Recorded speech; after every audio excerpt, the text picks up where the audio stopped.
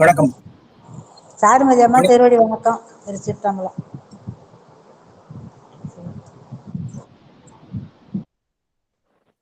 சிவாய் நம. வள்ளியம்மா ஆரம்பிக்கலாங்கம்மா. நன்றி அம்மா. தென்னாடுடைய சிவனை போற்றி, எந்நாட்டவர்க்கும் இறைவா போற்றி. திருச்சிற்றம்பலம். வேலுண்டு வினையிலை குழுமத்தைச் சேர்ந்த அனைத்து அடியார்களின் பொன்னார் திருவடிகளை வணங்கி அனைவரையும் வருக வருக என்று இருகரம் கூப்பி அன்போடு வரவேற்கின்றேன். இன்று சிறப்பு விருந்தினராக வருகை புரிந்திருக்கும் சிவத்திரு வெங்கடேஸ்வர் ஐயா அவர்களை வருக வருக என்று வேலுண்டு வினையிலை குழுமம் சார்பாக அன்போடு பணிவோடு வரவேற்கின்றேன். முதலாவதாக விநாயகர் துதி பாட சாந்தாமணி அம்மா அவர்களை அன்போடு வரவேற்கின்றேன்.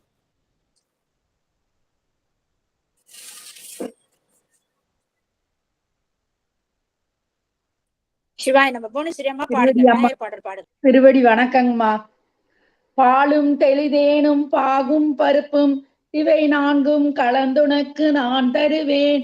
கோலம் செய் துங்க கரிமுகத்து தூமணியே, நீ எனக்கு சங்கத் தமிழ் மூன்றும் தா. நன்றிங்கம்மா. மிக்க நன்றி அம்மா.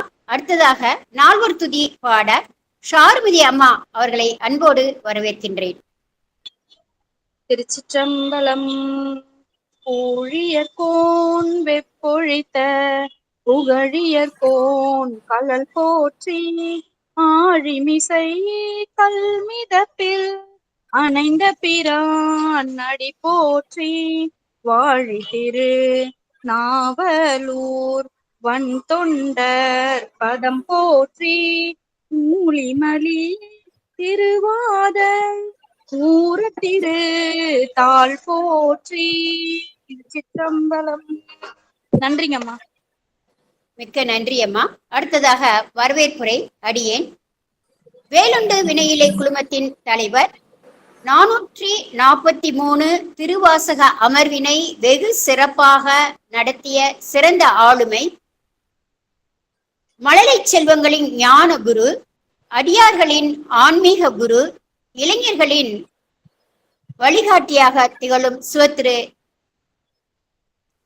ஆனந்த அன்பழகன் ஐயா அவர்களை வருக வருக என்று வேலுண்டு வினையிலை குழுமம் சார்பாக அன்போடு வரவேற்கின்றேன்.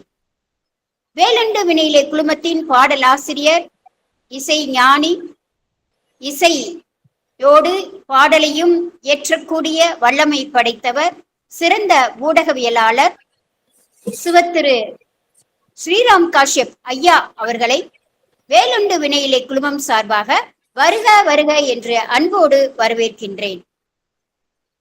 ஆன்மீக அறிவை, சைவ சித்தாந்தத்தை மிகச் சிறப்பாக அறிந்தவர், சொற்பொழிவாளர்களுக்கெல்லாம் சொற்பொழிவாளராக திகழக்கூடியவர், மிகுந்த பின்னூட்டம் அனுப்பக்கூடிய சிவத்திரு பிரேமா சம்பந்தம் அம்மா அவர்களை வேலுண்டு வினையிலை குழுமம் சார்பாக வருக வருக என்று அன்போடு வரவேற்கின்றேன். உலகில் உள்ள முருகப்பெருமானின் கோவில்களுக்கு, அதாவது 1530 முருகப்பெருமான் கோவிலுக்கு நம்மை அழைத்து செல்லும் சிவத்திரு முத்துக்குமரன் ஐயா அவர்களை வேலுண்டு வினையிலை குழுமம் சார்பாக வருக வருக என்று இருகரம் கூப்பி அன்போடு வரவேற்கின்றேன். தோன்றி புகழோடு தோன்றியவர் நமது சிறப்பு விருந்தினர், அற்புதமாக சொற்பொழிவு ஆற்றக்கூடியவர், முருகனின் பெருமை என்ற தலைப்பில் இன்று நமது வேலுண்டு வினையிலை குழுவில் சிறப்பு சொற்பொழிவாக ஆற்ற கொண்டிருக்கும் ஐயா அவர்களின் பொன்னார் திருவடிகளை வணங்கி வருக வருக என்று மீண்டும் அன்போடு வரவேற்கின்றேன். சிவத்திரு வெங்கடேசன் ஐயா அவர்கள் வணிகவியலில் முதுகலை பட்டம் பெற்ற சிறந்த ஆசிரியராக திகழ்கின்றார். நாடு போற்றும் ஆன்மீக சொற்பொழிவாளராக திகழ்கின்றார். 1000க்கும் மேற்பட்ட சொற்பொழிவுகளை நிகழ்த்தி மக்களின் மனதில் ஆன்மீக அன்பை ஊற்றியவர். அறம் செய்ய விரும்பு அறக்கட்டளை சார்பாக சாதனையாளர் விருது பெற்ற மிகச்சிறந்த சாதனையாளர். திருவாவடுதுறை ஆதீனம் அவர்களுக்கு சித்தாந்த நன்மணி பட்டம், அதை 2008 மற்றும் 2009 ஆகிய 2 ஆண்டுகளிலும் ஐயா அவர்களுக்கு வழங்கி ஐயாவை பெருமைப்படுத்தியது. சைவ சித்தாந்த புலவர் விருதினை தமிழ்நாடு திருமுறை சித்தாந்த மையம் நமது ஐயாவுக்கு வழங்கி அவரை பெருமைப்படுத்தியது.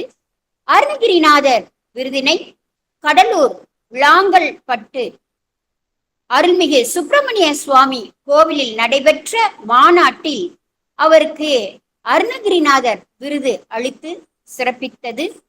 தமிழ் வளர்ச்சி துறை சார்பாக ஐயா அவர்கள் அகவை முதிர்ந்தோர்க்கான ஒரு தமிழ் அறிஞருடைய உதவித்தொகையை 2023க்கான உதவித்தொகையை பெற்று மிக பெருமை மிக்கவராக திகழ்ந்தவர். இவரை சொல்வேந்தர் சுகிசிவம் மற்றும் சொல்லரசி தேச மங்கையர்க்கரசி ஆகிய இருவரும் இவரை பாராட்டி வாழ்த்துக்கள் கூறி வாழ்வாங்கு வாழ ஆசி வழங்கியுள்ளனர். இத்தகைய சிறப்புமிக்க நமது சொற்பொழிவாளர் சிவத்திரு வெங்கடேசன் ஐயா அவர்களை முருகனின் பெருமை என்ற தலைப்பில் சொற்பொழிவாற்ற வருக வருக என்று வேலுண்டு வினையிலே குழுமம் சார்பாக இருகரம் கூப்பி அன்போடு வரவேற்கின்றேன். வெற்றிவேல் முருகனுக்கு அரோகரா, வீரவேல் முருகனுக்கு அரோகரா, கந்தவேல் முருகனுக்கு அரோகரா, கடம்பவன முருகனுக்கு அரோகரா. முருகா சரணம். ஐயா மேடையினி தங்கள் வசம். நன்றி, வணக்கம். திருச்சிற்றம்பலம். தில்லையிலே எழுந்தருளி அருள் பாலித்து வரும் அருள்மிகு சிவகாமி அம்மை உடனரை அருள்மிகு நடராஜ பெருமான் திருவடிகளை மனம்மை மொழிகளால் வணங்கி, அருள்மிகு வள்ளி தேவசேனா சமேத அருள்மிகு சுப்பிரமணிய சுவாமிகளின் திருவடிகளை மனம்மை மொழிகளால் வணங்கி, இந்த ஆடி கிருத்திகை நாளிலே இந்த வாய்ப்பை எனக்கு நல்கிய வணக்கத்திற்குரிய பிரேமா அம்மையாருக்கும் மற்றும் இந்த குடும்பத்தைச் சேர்ந்த அனைத்து அடியார் பெருமக்களுக்கும் எனது வணக்கத்தையும் நன்றியும் தெரிவித்துக் கொள்கிறேன். முருகன் பெருமை என்ற தலைப்பிலே சின்ன சின்ன செய்திகள் தான், அதாவது தொடர்ச்சி ஒண்ணுக்கு ஒண்ணு தொடர்பு இருக்காதுங்க. ஒவ்வொன்றும் சின்ன சின்ன செய்தி, பெரும்பாலும் நீங்கள் அறிந்ததாக இருக்கலாம், ஒன்று ரெண்டு நீங்கள் அறியாதாக இருக்கலாம். இப்பொழுது நாம் தலைப்புக்குள்ளே செல்ல இருக்கிறோம். திருச்சிற்றம்பலம். அஞ்சு முகம் தோன்றில் ஆறு முகம் தோன்றும், வெஞ்சமரில் அஞ்சேலென வேல் தோன்றும், நெஞ்சில் ஒரு கால் நினைக்கில் இருகாலும் தோன்றும், முருகா என்று ஓதுவார் முள். அன்பார்ந்த அடியார் பெருமக்களே, இப்பொழுது நாம் முருகனை பற்றி ஒரு சின்ன சின்ன செய்திகளை சிந்திக்க இருக்கிறோம். முருகன் திருவடி பட்ட இடங்கள் 3. முருகப்பெருமானுடைய திருவடி பட்ட இடங்கள் 3. ஒன்று மயில், இன்னொன்று தேவர்களின் தலை, மூன்றாவது அருணகிரிநாதர் நூல்கள். முருகனின் திருவடி பட்ட இடங்கள் 3. ஒன்று அவர் ஏறி அமர்ந்து வரும் மயில், 2 தேவர்களின் தலை. தேவர்கள் தங்கள் தலையை பெருமான் திருவடியிலே வைத்து வணங்குகிற அந்த தலையில அவருடைய திருவடிப்பட்டது. மூன்றாவது அருணகிரிநாதர் நூல்கள். அருணகிரிநாதர் நூல்களிலே பெருமானுடைய திருவடிப்பட்டதாக சொல்றாங்க. முருகனின் சக்திகள் 3: இச்சாசக்தி, கிரியாசக்தி, ஞான சக்தி. எல்லோருக்கும் இருக்கு. இந்த இச்சை ஞானம் கிரியை என்பது எல்லோருக்கும் இருக்கு. நமக்கு இருக்கு, சிவபெருமானுக்கு இருக்கு, எல்லோருக்கும் இருக்கு. முருகனுக்கும் அந்த இச்சா ஞான கிரியா சக்திகள் இருக்கு. இச்சை என்பது வள்ளியம்மை, கிரியை என்பது தேவசேனா அம்மையார், ஞான சக்தி என்பது வேல். வேல் என்பது ஒரு படைக்கலம் அல்ல, அது ஞானத்தின் அறிகுறி. ஞானத்துக்கு என்ன இலக்கணம்னா, அறிவு கூர்மையாக இருக்க வேண்டும், படர்ந்து இருக்க வேண்டும், ஆழங்கால் பட்டு இருக்கணும். அறிவுக்கு இலக்கணம் என்னன்னா, அறிவு கூர்மையாக இருக்க வேண்டும், படர்ந்து இருக்க வேண்டும், ஆழங்கால் பட்டு இருக்க வேண்டும். இப்ப இந்த 3ஐயும் நீங்க வேல்ல வச்சு பாருங்க. முருகப்பெருமானுடைய வேல் முனையிலே கூராக இருக்கும், நடுப்பகுதி படர்ந்து பெருசா இருக்கும், கீழ்ப்பகுதி நீட்டா ஆழமா இருக்கும். அப்போ வேலுக்கு அந்த ஞானத்தின் குறியீடு என்று சொல்றாங்க. அதனால்தான் நம்ம பெயர் வைக்கிறதுலாம் குழந்தைங்களுக்கு வேலை வச்சு பெயர் வைக்கிறோம். இப்ப பெருமான் சிவபெருமான் கையில சூலம் இருக்கு, எங்கேயாவது சூலாயுதம் பேர் வச்சிருக்குமா? இல்லை. மற்ற தெய்வங்கள் கையில நிறைய எல்லா ஆயுதம் நிறைய இருக்கு. ஆனால் எந்த ஆயுதத்துக்கும் பேர் வச்சதில்லை நாம குழந்தைகளுக்கு. ஆனால் முருகப்பெருமானுடைய வேலை வைத்துத்தான் நாம குழந்தைங்களுக்கு பேர் வைக்கிறோம். வடிவேல், வைரவேல், பாலவேல், சக்திவேல், முருகவேல், நிறைய இருக்கு. நீங்க சொல்லினே 100 பேர் வந்துடும். அப்போ எதனால் அப்படி வைக்கிறாங்க என்றால் அது ஒரு ஞானத்தின் குறியீடு. அது ஒரு படைக்கலம் அல்ல, அது குறியீடு தான் அது. ஆகவேதான் வேலை வைத்து பேர் வைக்கிறார்கள். ஆகவே முருகனுக்கு உள்ள சக்திகள் 3: இச்சா சக்தி, கிரியா சக்தி, ஞான சக்தி. ஞான சக்தி இன்னது செய்ய வேண்டும் என்றதை அறியும். இச்சை அதுக்கு உரிய விருப்பத்தை செய்யும். கிரியை அதை செய்யும். இச்சை ஞானம் கிரியை என்று அதான். முருகனிடம் பிரணவ உபதேசம் பெற்றவர்கள்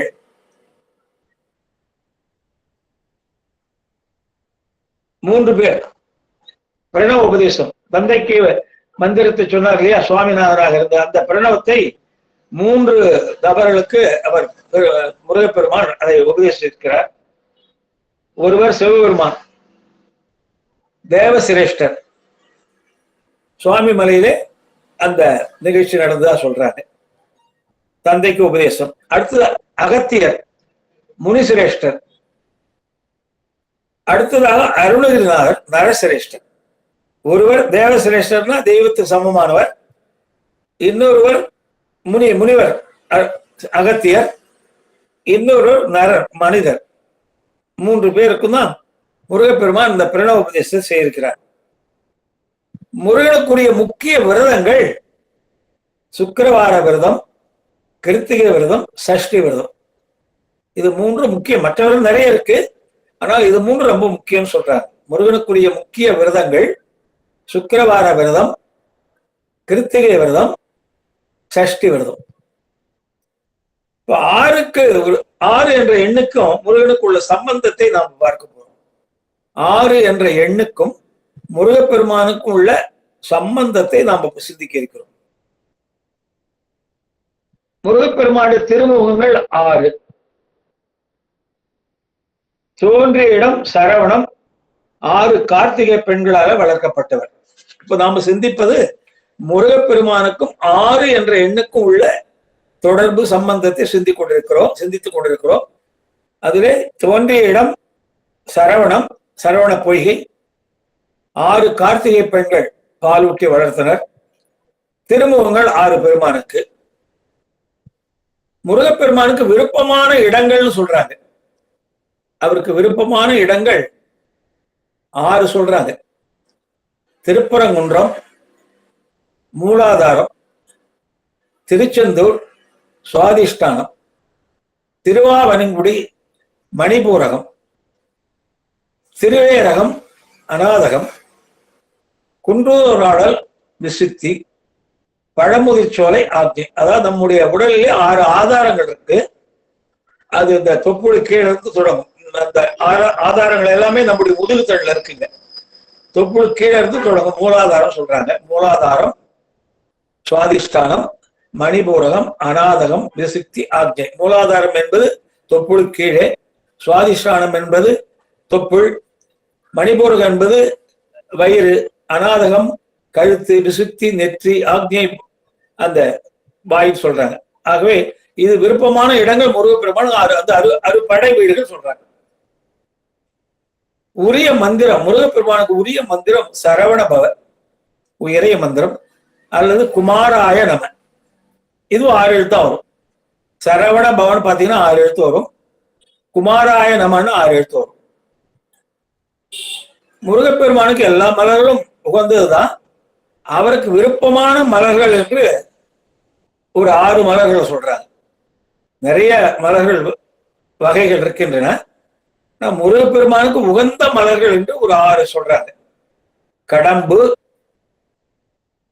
குரா, கூதளம், தாமரை, பிச்சி, வெட்சி. நிறைய மலர்கள் இருக்குங்க, வகைகள் இருக்கு. ஆனால் இந்த 6 வகை மலர்களை மட்டும்தான் பெருமானுக்கு ரொம்ப பிரீதின்றாங்க. ஒன்று கடம்ப மலர், இன்னொன்று குரா மலர், இன்னொன்று கூதள மலர், அடுத்து தாமரை மலர், பிச்சி மலர், வெற்றி மலர், இது 6. பெருமானுடைய திருவடியிலே ஒலிக்கும் அணிகள், காலிலே அவருடைய திருவடியிலே அமைந்திருக்கிற அணிகள், அணிகலன்கள் தண்டை, வெண்டயம், கிண்கிணி, சதங்கை, கழல், சிலம்பு. பெருமானுடைய திருவடியிலே உள்ள அணிகலன்கள் தண்டை, வெண்டயம், கிண்கிணி, சதங்கை, கழல், சிலம்பு. பெருமான் மகிழ்வோடு வீற்றிருக்கும் இடங்களை சொல்றாங்க. முருகப்பெருமான் மகிழ்வோடு வீற்றிருக்கும் இடங்கள் எது சொல்றாங்கன்னா, பார்வதி தேவியின் தாமரை மலர் போன்ற கைகள், சிவபிரானின் நெற்றிக்கண், கங்கை நதி, சரவண பொய்கை, அருணகிரிநாதர் நாக்கு, அனுபூதி நிலை, மலைச்சிகரம், அறிவானந்தம், அருணகிரிநாதர் தோள். 9 இடங்கள்ல பெருமான் மகிழ்வோடு வீற்றிருக்கிறாராம். 1 பார்வதியின் தாமரை மலர் போன்ற கைகள், சிவபிரானின் நெற்றிக்கண், கங்கை, சரவண பொய்கை, அருணகிரிநாதர் நாக்கு, அனுபூதி நிலை, மலைச்சிகரம், அறிவானந்தம், அருணகிரிநாதர் தோள். இதுல அனுபூதி நிலைன்னா என்னன்னாங்க, இறைவனோடு மனம் ஒன்றிய நிலையில் இருப்பவர்களின் அவர்கிட்ட மகிழ்வோடு வீற்றிருப்பாராம். இறைவனோடு மனம் ஒன்றிய நிலையில் இருப்பவர்களிடம் மகிழ்வோடு வீற்றிருப்பார். அதாவது அவங்க இதயத்திலே யார் அவரை மனம் ஒன்றிய நிலையிலே அவரே சரணடைந்து வணங்கி வருகிறார்களோ அவர்கள் சிந்தையிலே மகிழ்வோடு வீற்றிருப்பாராம். மலைச்சிகரம் தெரியும் நம்மளுக்கு, குன்று எல்லாமே, குன்று எங்க பார்த்தாலும் முருகன் கோயில் குன்று மேல்தான் இருக்கும். அறிவானந்தம் என்பதுன்னா பெருமானுக்கு சிவபிரானுக்கு என்ன சொல்றோம், சச்சிதானந்தம் சொல்றோம், சத்து சித்து ஆனந்தம் சொல்றோம். இவருக்கு அறிவானந்தம் சொல்றோம். அறிவே வடிவானவன், அதாவது வேல். அதான் முதல்ல சொன்னேன், வேல் என்பது ஞானத்தின் குறியீடு. மெய் என்பவர்களே அறிவுக்கு அறிவாய் வீற்றிருப்பான்.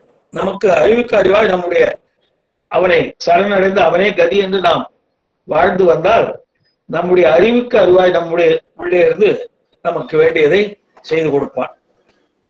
படை வீரர்கள் வீரபாகத்தேவர், வீரகேசரி, வீர மகேந்திரன், வீர மகேஸ்வரன், வீர புரந்தரன், வீர மார்த்தாண்டன், வீராந்தகன், வீரதீரன், வீரராக்தர்.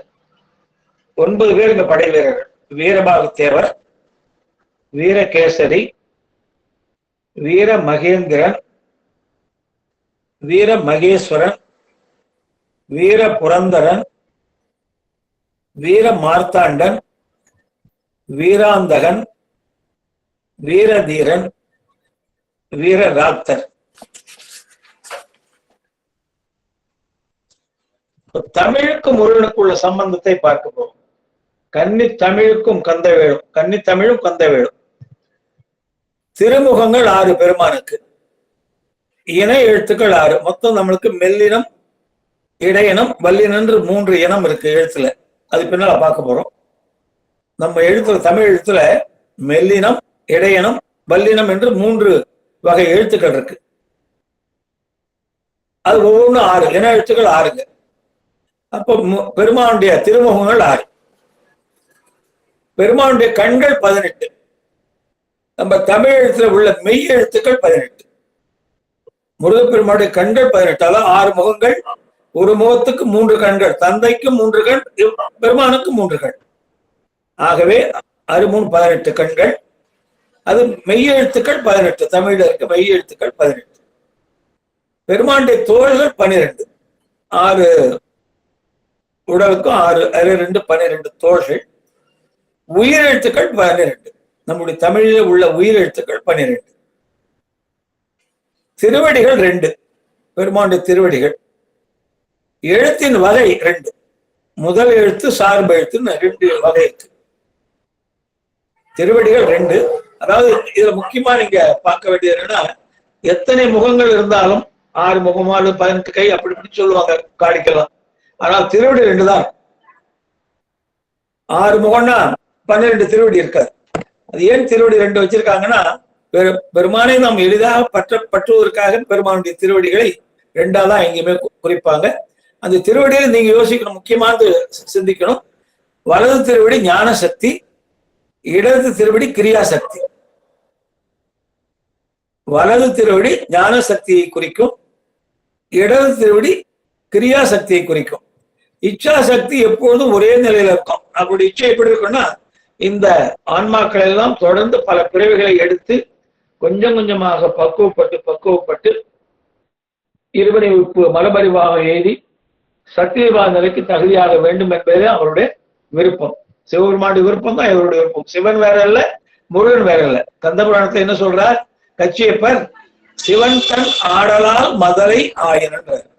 கந்தபுராணத்துல கச்சியப்பர் என்ன சொல்றாருன்னா, சிவன் தன் ஆடலால் மதலை ஆயனன். தன் ஆடலான திருவிளையாடலா குழந்தையா வர்றார். அங்க தேவர்களுக்கு எல்லாம் வரம் கொடுக்கிறார். தேவர்கள் சூரபத்மனுடைய கொடுமைக்காக போய் பெருமாண்டம் முறையிடுகிறார்கள். இப்ப என்ன வரம் தருகிறார்? என்னை போல என் சக்திக்கு ஈடான ஒரு மகனை தருகிறேன்னு சொல்றார்.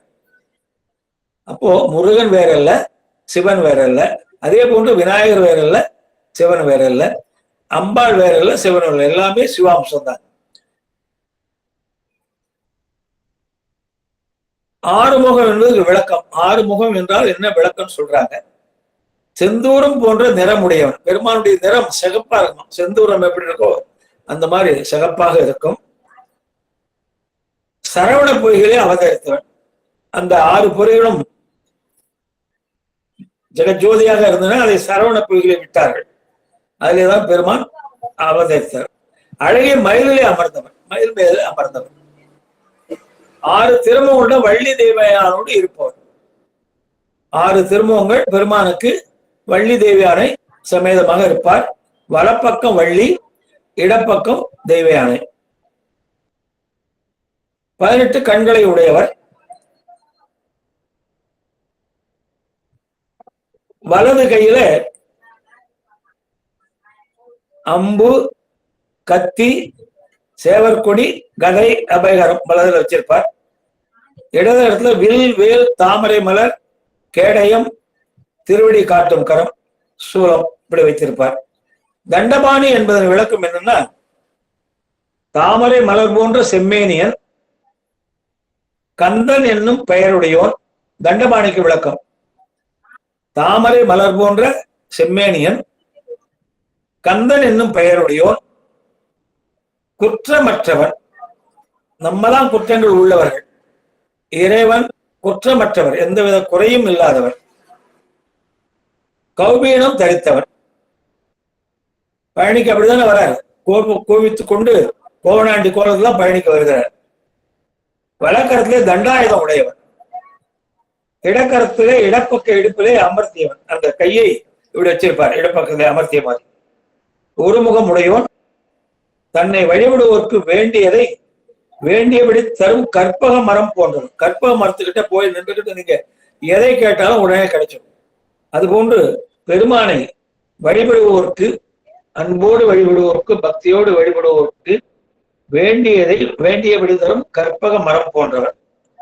பார்வதி பாலன். சிவபெருமானுக்கு 5 சொல்றோம். சிவபெருமானுக்கு 5 சொல்றோம். முருகனுக்கு 5 இருக்குங்க. ஏனென்றால் முருகன் வேற, சிவன் வேற முதல்ல சொல்லியாச்சு. ஆகவே சிவபெருமானுக்கு 5 எப்படி நடத்துறாரோ அதே போன்று முருகப்பெருமானும் 5 நடத்துகிறார். சேவர் கொடி படைத்தலை குறிக்கும். கையில உள்ள சேவர் கொடி படைத்தலை குறிக்கும். மயில் வாகனம், ஏறி அமர்ந்திருக்கிற மயில் வாகனம் காத்தலை குறிக்கும். சக்திவேல், கையில ஏந்தி உள்ள வேல் சக்திவேல். சக்திவேல் என்ன சொன்னாங்கன்னா, அம்மையிடமிருந்து வாங்கியனால சக்திவேல் ஆயிடுச்சு. சூரசம்ஹாரத்துக்கு போகும் முன் அம்மையிடமிருந்து வேல் வாங்கியதால சக்திவேல். அது சிக்கல்ல என்ன சொல்லுவாங்க, அந்த வேல் வாங்கும் உற்சவத்துல பெருமானுடைய திருமேனியிலிருந்து வேர்வை வந்தவனமே இருக்கும். அதை பட்டு துணி வச்சு ஒத்தி ஒத்தி எடுப்பாங்களாம். அப்படி ஒத்தி எடுத்தாலும் பழையபடி வேர்வை வந்து கொண்டே இருக்கும். அந்த கோபத்தினுடைய குறியீடு இன்றைக்கும் சிக்கல்ல நடக்குதுன்றாங்க. வேல் வாங்கும் உற்சவத்திலே, நாளைக்கு சூரசம்ஹாரம் என்றால் இன்னைக்கு வேல் வாங்குற உற்சவம். அந்த வேல் வாங்கும் உற்சவத்திலே முருகப்பெருமான் திருமேனியிலே இருந்து வேர்வை துளிகள் வந்தவண்ணம் இருக்குமா, ஒத்தி ஒத்தி எடுப்பாங்க பட்டு துணியால. அந்த துணியை வீட்டுல கொண்டு வச்சுக்குவாங்க. அவ்வளவு அதிர்ஷ்டம் இருக்குமா. வந்திருக்க பக்தர்கள்லாம் குருக்கள்கிட்ட அதை தாங்கள் கொண்டாந்து அந்த பட்டு துணியை கொடுத்து அந்த வேர்வை ஊத்தி அதை அப்பவே அன்போடு பயபக்தியோடு கொண்டு போய் வீட்டுல வச்சுக்குவாங்க. இன்றைக்கும் நடக்குதுன்றார். வேல்வாங்கிற உற்சவத்தில் பெருமான் திருமேனியில அந்த வேர்வை துளிகள்.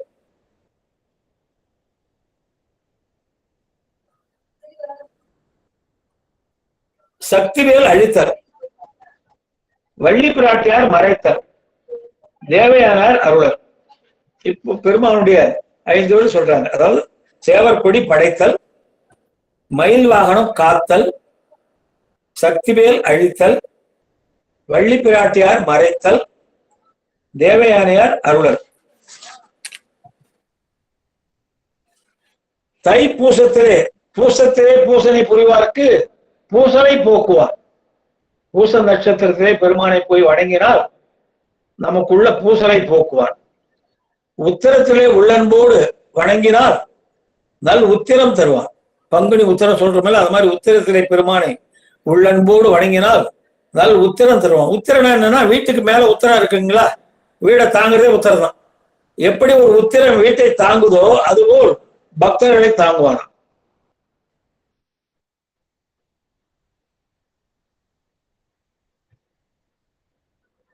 வள்ளி தெய்வயானை மணாள்னா சேவற்கொடி பிடித்து மயில் மீது 6 திருமுகங்களோடு 12 கரத்தனாய் விளங்கும் பெருமானின் திருவடியை பற்றி துன்பத்தை நீக்க முற்படுவோம், மனக்கவலை மாற்றுவோம். அதாவது பெருமானை நம்ம ஆத்மார்த்தமாக வணங்கினார்.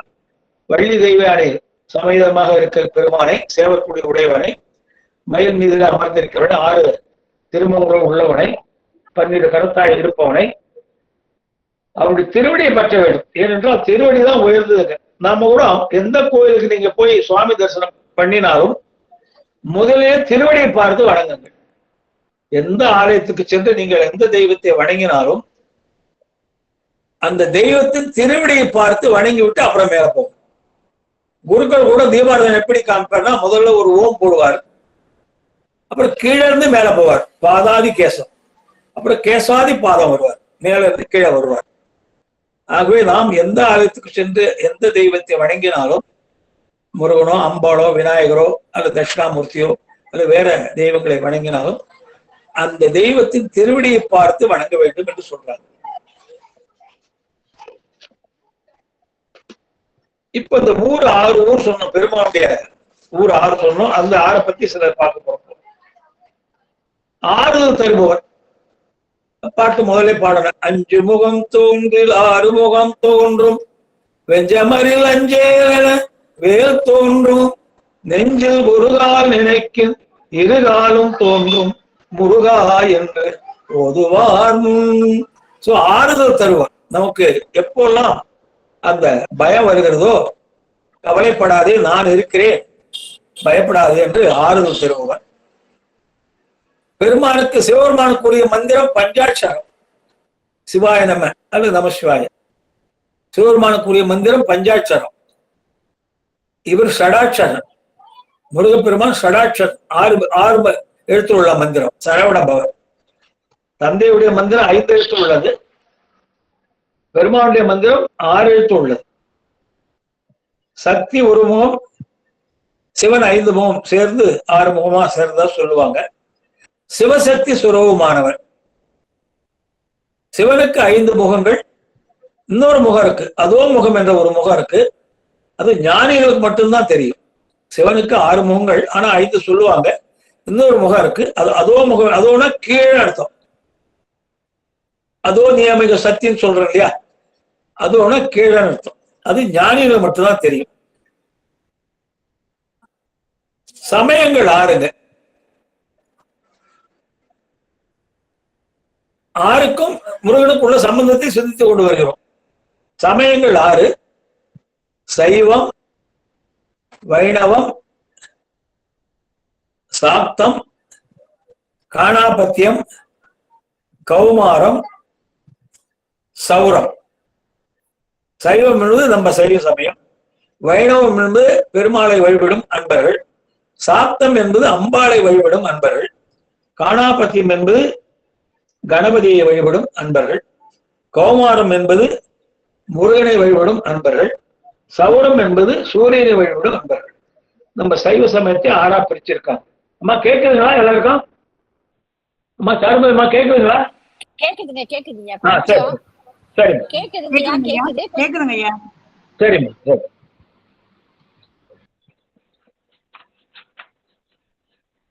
இந்த 6 ஆதார உடல் இருக்குன்னு சொன்னோம் இல்லையா, அந்த 6 ஆதாரத்துக்கு ஒவ்வொரு ஊரை சொல்றாங்க.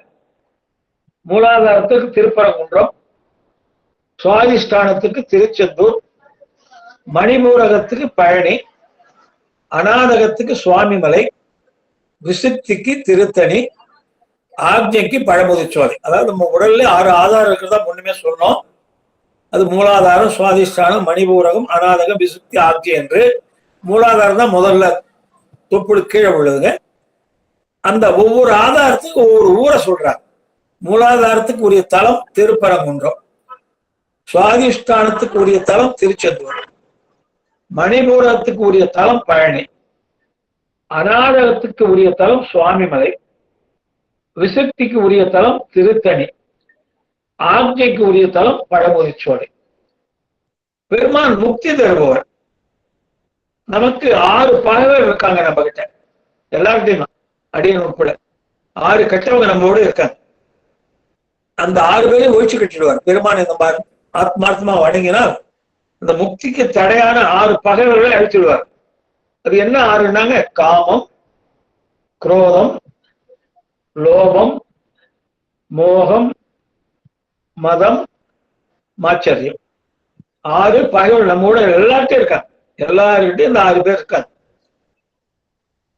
முருகப்பெருமானுடைய நம்ம ஆத்மார்த்தமாக வழங்கினால் இந்த 6 கெட்ட குணங்களே அவர் நம்ம கிட்ட நீக்கி விடுவார்.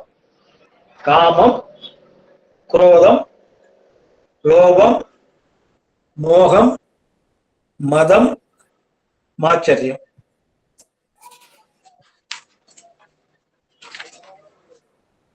இந்த 3 எழுத்து சொன்ன இல்லைங்களா, நம்ம கிட்ட 3 வகை எழுத்து இருக்குன்னு. மெல்லினம், இடையினம், வல்லினம் சொன்னேன் இல்லையா. இந்த 3 எழுத்துலயே முருகன்ற பெருமானுடைய பேர் வரும். இப்ப நான் சொல்றது மெல்லினம். ஞன நமன, ஞன நமன 6 எழுத்து. ஞானா, ஞானா, சின்ன நானா, நானா, மானா, 3 சுழி நானா, ஞன நமன. இது மெல்லினம். இதுல மானா வருது. அப்போ மூ, முருகனுக்குரிய எழுத்து மூ.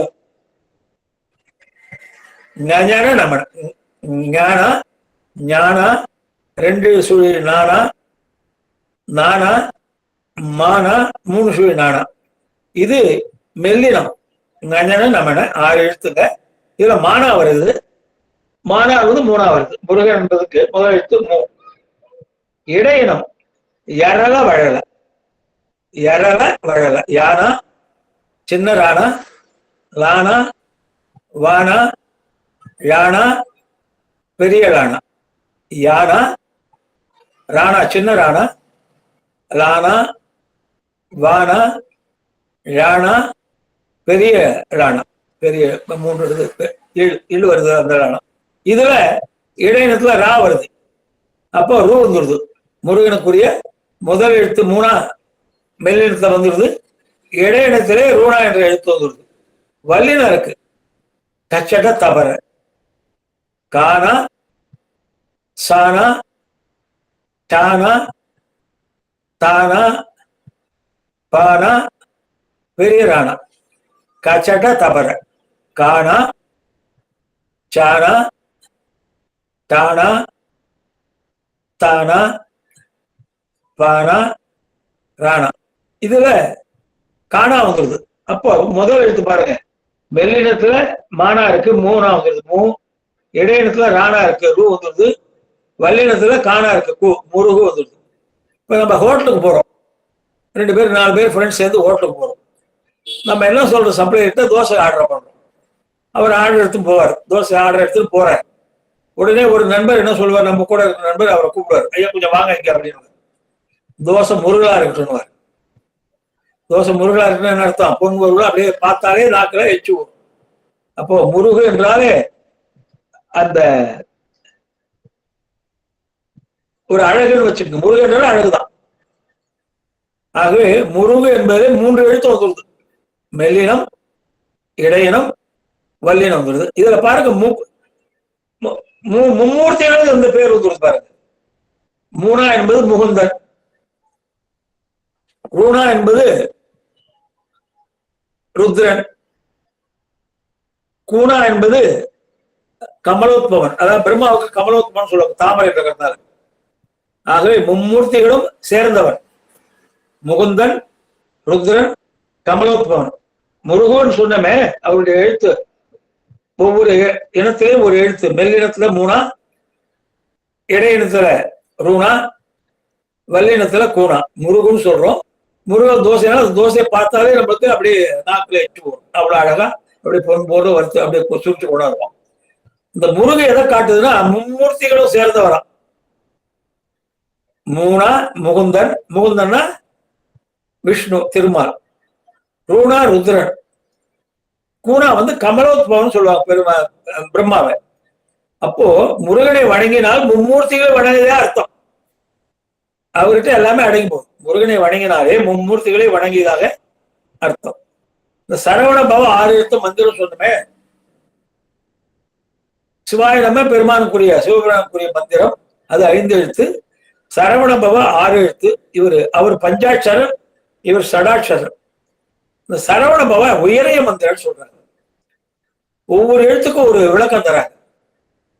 சானாவுக்கு சரவண பவா என்ற மந்திரத்திலே முதல் எழுத்து சானா. சானாவுக்கு சகலத்தையும் வசியம் செய்யும். ராணா சகல செல்வம் தரும். வானா பகை நோய் பிணி நீக்கும். நானா பகைவரை அழிக்கும். பானா சகல போகம் தரும். வானா எல்லாவற்றையும் ஸ்தம்பிக்க செய்யும். சரவண பவ என்ற எழுத்துல ஒவ்வொரு எழுத்துக்கும் ஒரு குறியீடு சொல்றாங்க. சானாவுக்கு சகலத்தையும் வசியம் செய்யும். சானா என்பது சகலத்தையும் வசியம் செய்யும். ராணா என்பது சகல செல்வம் தரும். ராணா என்பது சகல செல்வம் தரும். வானா என்பது பகை நோய் பிணி நீக்கும். பகை நோய் பிணி நீக்கும். நானா என்பது பகைவரை அழிக்கும். பகைவரை அழிக்கும். பானா என்பது சகல போகம் தரும். அன்பு பெருகும். எல்லாவித போகங்களையும் கொடுப்பார். சகல போகம் தரும், அன்பு பெருகும். வானா என்பது எல்லாவற்றையும் ஸ்தம்பிக்க செய்யும். அப்போ சரவண பவ என்ற மந்திரத்திலே இவ்வளவு விஷயம் இருக்குங்க. ஆகவே சரவண பவ நாம் ஓம் சரவண பவ என்று வணங்கி கொண்டு வந்தால், உச்சரித்து கொண்டு வந்தால் பெருமானுடைய அருளாலே இப்ப நான் சொன்னது இந்த 6மே நமக்கு நடக்கும். எப்படி சிவாய நம்ம உணர்ச்சி பூர்வமாக அங்கே ஜபித்துக் கொண்டு வருகிறோமோ அதுபோன்று பெருமானுடைய நாமமான சரவண பவ, ஓம் சரவண பவ என்பதையும் நாம் ஜபித்துக் கொண்டு வர வேண்டும் என்பது கருத்து. 6 படை வீடு சொன்னோம். முருகப்பெருமானுக்கு 6 படை வீடு சொன்னோம். இன்னும் நிறைய இடத்துல இருக்கு. குன்றுதோறும் ஆடும் குமரன் சொல்லுவாங்க. நிறைய இடத்துல மலை மேலாம் கோயில் இருக்குங்க. ஆனா இந்த 6 தான் முக்கியமான முருகப்பெருமானுடைய அந்த புராணத்திலே முக்கிய நிகழ்வு நடந்த இடம் இந்த 6 தான். ஒவ்வொரு வீட்லயும் ஒரு வடிவத்துல இருக்காங்க. 6 படை வீட்லயும் ஒவ்வொரு வீட்லயும் ஒவ்வொரு வடிவத்துல இருக்காங்க. திருப்பரங்குன்றம் ஒளி வடிவம். 6 படை வீடு முருகனுக்கு உகந்தது. பெருமானுடைய முக்கிய நிகழ்வுகள் நடந்த இடம். அதுல வடிவல் எப்படி இருக்காராம் முருகப்பெருமான்? திருப்பரங்குன்றத்திலே ஒளி வடிவாக இருக்கிறாராம். திருப்பரங்குன்றத்திலே ஒளி வடிவாக இருக்கிறார். திருச்செந்தூரிலே அருள் வடிவாக இருக்கிறார். திருப்பரங்குன்றத்திலே ஒளி வடிவாக இருக்கிறார். திருச்செந்தூரிலே அருள் வடிவாக இருக்கிறார். பழனியிலே தவ வடிவாக இருக்கிறார். பழனியிலே தவ வடிவாக இருக்கிறார். சுவாமி மலையிலே மந்திர வடிவாக இருக்கிறார். சுவாமி மலையிலே மந்திர வடிவாக இருக்கிறார். திருத்தணியிலே எளிய வடிவாக இருக்கிறார். எளிவந்த பிரான் சொல்றோம்ல, சிவபெருமான என்ன சொல்றோம்? எளிவந்த பிரான் சொல்றோம். எளிமையாக நமக்கு அருள் பாலிப்பாரு அர்த்தம். அது மாதிரி திருத்தணியிலே எளிய வடிவம் கொண்டிருக்கிறார். பழமுதிர் சோலையிலே வியாபக வடிவம். வியாபக வடிவம் எல்லாவற்றையும் அவருக்குள்ள எல்லாம் அடக்கும். வியாபகம் என்றால் அவருக்குள்ள எல்லாமே அடக்கும். இப்படி 6 படை வீட்டுக்கும் ஒவ்வொரு வடிவம் சொல்றாங்க. திருப்பரங்குன்றம் ஒளி வடிவம், திருச்செந்தூர் அருள் வடிவம், பழனி தவ வடிவம், சுவாமிமலை மந்திர வடிவம், திருத்தணி எளிய வடிவம், பழமுதிர் சோலை வியாபக வடிவம். இந்த 6 படை வீடு சொல்றோமே, இந்த 6 படை வீடுல ஒவ்வொரு செயல் நடந்திருக்கு. 6 படை வீடுன்னு நம்ம சொல்றோம். இந்த 6 படை வீடுகளும் ஒவ்வொரு செயல் நடந்திருக்கு.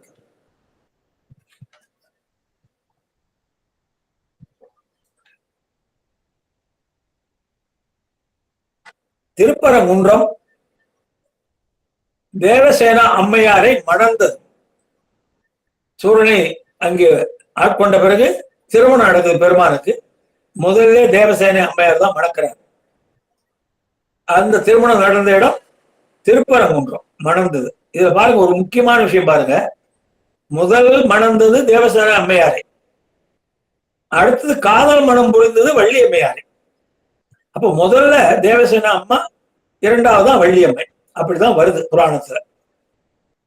சூரனுடைய அந்த ஆட்கொண்ட பிறகு திருப்பரங்குன்றத்தில் தேவசேனா அம்மையாரை தேவேந்திரனுடைய வளர்ப்பு மகளை மனம் கொள்கிறார். அடுத்ததாக அங்கே காட்டிலே வள்ளி அம்மையை காதல் திருமணம் புரிகிறார். அப்ப கோயில்ல தேவசேனா வள்ளி சமேத சுப்பிரமணிய சுவாமி தானே வரணும். முதல் அம்மா அவங்க தானே. முதல்ல முருகப்பெருமானை மணந்தவர்கள் தேவசேனா அம்மையார், இரண்டாவது மணந்தவர்கள் வள்ளி அம்மை. இப்போ கோயில்களிலே தேவசேனா வள்ளி சமேத சுப்பிரமணிய சுவாமி தானே வரணும். ஆனா எங்கேயாவது பாருங்க அந்த மாதிரி இருக்கான்னு.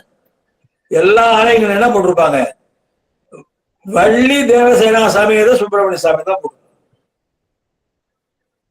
ஆனால் முன்னே தேவசேனா அம்மையார் மணந்தாலும் இரண்டாவது வள்ளி அம்மை மணந்தாலும் அந்த முறையிலே போட வேண்டும். ஆனால் தேவசேனா வள்ளி சமேத சுப்பிரமணிய சுவாமி என்று போட வேண்டும். ஆனால் என்ன போடுவாங்கன்னா, எல்லா ஆலயங்களையும் கூர்ந்து பாருங்க, போனீங்கன்னா வள்ளி தேவசேனா சமேத சுப்பிரமணிய சுவாமி போடுவாங்க. ஏனென்றால் வள்ளி என்பது இச்சாசக்தி, அம்மா தான் இச்சாசக்தி. அவங்கதான் நமக்கு அந்த மக்கள் உய்ய வேண்டும் என்பதை, அந்த விருப்பத்தை அவங்கதான் வச்சிருக்காங்க. இந்த ஆன்மாக்கள் எல்லாம் உய்ய வேண்டும், முடிவிலே சாட்சியம் அடைய வேண்டும், பெருமானுடைய திருவடி அடைய வேண்டும் என்பதுதான் இச்சையினுடைய குறிக்கோள். பெருமானுடைய சிவபெருமானுடைய இச்சை சத்தியம் அப்படிதான். வேணும்னாலும் 5 வழியில பாருங்க, சிவபெருமான் 5 வழி செய்கிறார். 5 வழியில இச்சா சக்தியே வராது. சிவபெருமான் 5 வழி செய்கிறார், அது இச்சா சக்தியே வராது. நான் சொல்றேன் பாருங்க. இப்போ சதாசிவ தத்துவத்துல ஞானம் 50 கிரியை 80. சதாசிவ தத்துவத்துல ஞானம் 50 கிரியை 80. அதனாலதான் போன வகுப்புல சொன்ன அது மறைமுக அர்த்தநாரீஸ்வர வடிவம் இருக்கு. ஞானம் கிரியை 50-50, அதான் அர்த்தநாரீஸ்வர வடிவம். அடுத்ததாக மகேஸ்வர வடிவத்துல கிரியை அதிகம், ஞானம் குறைவு. மகேஸ்வர வடிவத்துல மறைத்தல்ல கிரியை அதிகம், ஞானம் குறைவு. அதுக்கு அடுத்ததாக சுத்த வித்தை. சுத்த வித்தையை 3ஆக மாறும். சுத்த வித்தையை வித்யேஸ்வரன் வச்சுங்க. சுத்த வித்தையை வித்யேஸ்வரன் வச்சுங்க. எப்படி அந்த மகேஸ்வரன் சொன்னீங்களோ அது போன்று சுத்த வித்தையை வித்யேஸ்வரன் வச்சுக்கணும். வித்யேஸ்வரன் 3ஆக செயல்படுவார். அயன்மால் ருத்ரனாக செயல்படுவார். அப்போ 5 வழி வந்துடுது. அருளல் சதாசிவம், அதுல ஞானம் 50 கிரியை 50. மறைத்தல் மகேஸ்வரன், அதுல கிரியை அதிகம், ஞானம் குறைவு. அடுத்ததாக ஞானம் அதிகம், கிரியை குறைவு. படைத்தல், காத்தல், அழித்தல் 3 தொழில் செய்கிறார். சுத்த வித்தையில இருக்கிற வித்யேஸ்வரன் 5 தொழில் செய்யும் போது 3 தொழிலை செய்கிறார். சுத்த வித்தை தான் 3ஆ மாறுது. அயன் மால் ருத்ரனா மாறுது. அயன் பிரம்மா படைத்தல், திருமால் காத்தல், ருத்ரன் அழித்தல். இதுல இந்த 3லயுமே ஞான சக்தி அதிகம், கிரியா சக்தி குறைவு. இப்ப இந்த 5 வழி எங்கேயாவது இச்சா சக்தி வருதா பாருங்க, வராது. ஏனென்றால் பெருமானுடைய இச்சா சக்தி எப்போதும் என்ன இருக்கும்னா, இந்த ஆன்மாக்கள் தொடர்ந்து பல பல பிறவிகள் எடுத்து கொஞ்சம் கொஞ்சமாக ஒவ்வொரு பிறவிலையும் ஆணவலம் பக்குவப்பட்டு தேய்ந்து தேய்ந்து ஒரு நிலையிலே உலகத்தை வெறுத்து தன்னை நாட வேண்டும் என்று அந்த எண்ணம் தான் இருக்கு. அப்ப எப்போ வரும் நமக்குன்னா, இறைவனை விப்பு வரணும், மலபரிவாகம் வரணும். இருவினை விப்புனா 2 நல்வினை தீவினை சமமாகிறது இல்லை. பிரசாத புத்தி. எது வந்தாலும் ஈஸ்வர பிரசாதம். இன்னைக்கு ஒரு நன்மை நடக்குதா, பெருமான் திருவருள் அப்படி என்று அதை அடக்கத்தோடு அனுபவிச்சோம். ஒரு தீமை நடக்குதா, அதுவும் பெருமான் திருவருள் அப்படின்னு அடக்கத்தோடு அனுபவிச்சோம். ஆகவே இச்சா சக்தி என்பது எப்பொழுதும் மாறாது. ஞானம் கிரியை கூடும் குறையும் சமமா இருக்கும். சதாசிவத்துல சமமா இருக்கு. மகேஸ்வரத்துல ஞானம் கிரியை அதிகமா இருக்கு, ஞானம் குறைச்சிருக்கு. அயன்மார் ருத்ரன் 3ல ஞானம் அதிகம், கிரியை குறைச்சலா இருக்கு. இந்த 5 வழியில இச்சா சக்தி வரவே இல்லை. ஏனென்றால் இச்சா சக்தி எப்போதும் ஒரே நிலையிலே இருக்கும். அது இந்த உயிர்கள் எல்லாம் தொடர்ந்து பல பிறவிகளை எடுத்து எடுத்து கொஞ்சம் கொஞ்சமாக பக்குவப்பட்டு இருவனவுப்பு எழுதி மலபாரகம் அடைந்து சத்தியவாத நிலைக்கு தகுதியாக வேண்டும். அப்பொழுது குருநாதராக வந்து பெருமான் நமக்கு நிர்வாண தீட்சை தந்து ஞானத்தை உபதேசிப்பார். ஆகவேதான் இச்சா சக்தி எப்போது மாறாது. அதனால வள்ளியம்மை இச்சா சக்தின்னு சொல்றாங்க, தேவசேனம்மா கிரியா சக்தி. எந்த ஆலயத்தையும் கூர்ந்து பாருங்க, இப்ப பார்த்திருக்க மாட்டீங்க, கூர்ந்து பாருங்க. எந்த ஆலயத்தையும் தேவசேனா வள்ளி சமேத சுப்பிரமணிய சுவாமின்னு போட்டே இருக்க மாட்டாங்க. வள்ளி தேவசேனா சமேத சுப்பிரமணிய சுவாமி தான் போடுவோம். தேவசேனா அம்மையார் முதல்ல மனம் முடித்தவர், வள்ளியம்மை 2வது மனம் முடித்தவர். ஆனால் வள்ளியைத்தான் முதல்ல சொல்லுவாங்க. ஏனென்றால் வள்ளி என்பது இச்சா சக்தி. அப்ப திருப்பரங்குன்றத்திலே தேவசேனா அம்மையாரை மணந்தது, அந்த நிகழ்வு நடந்தது. திருச்செந்தூர்ல வென்றது, சூரனை வென்றது. இதுல முக்கியமானது சூரனை அழிச்சு விட்டார் நினைக்கூடாது. சூரனை சம்ஹாரம் நம்ம பேச்சு வழக்கில் சொன்னாலும் அவனை சம்ஹாரம் பண்ணவில்லை, அவனை ஆட்கொண்டு விட்டார். அவனுடைய ஆணவத்தை ஒடுக்கி அவனை ஆட்கொண்டு விட்டார்.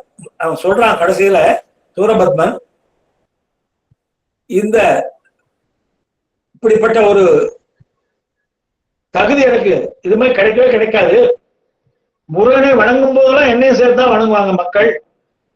அப்படிப்பட்ட பெருமை எனக்கு கிடைச்சு போச்சு, முருகப்பெருமானை எதிர்த்து போரிட்டதாக சொல்றான் கடைசியில. ஏனென்றால் மயில் அங்க சேவல் இருக்கு, நீங்க முருகனை வணங்கினா அதையும் சேர்த்து வணங்குதான் அர்த்தம். அப்போ சூரனுக்கு அப்படிப்பட்ட ஒரு பேட்டை கொடுத்தார், அவனை அழிச்சு அவனை ஆட்கொண்டு விட்டார். அப்போ திருச்செந்தூர்ல வென்றது, சூரனை வென்றது, அவனுடைய ஆணவத்தை வென்றது. ஏன்னா ஆணவம் என்பது கொஞ்சத்துல போகாதுங்க. நான் நான் நான் நான் சொல்லிட்டு எல்லாத்துக்கும் நம்ம எல்லாம் நம்மளே அடியேன்னு சேர்த்தான். இப்ப எல்லாருக்கும் அந்த நான் தான் முன்ன வந்து நிற்கும். அது கொஞ்சம் கொஞ்சமா மறையணும். நான் போனால்தான் நம்ம இறைவன் திருவடி அடைய முடியும். ஒருத்தன் போய் ஒரு குருவிட்ட கேட்டான், நான் எப்பங்க உயர்நிலை அடைவது, திருவடி இறைவன் திருவடி அடைவதுன்னு கேட்டான். நான் போனால் நீ அடையலாம்.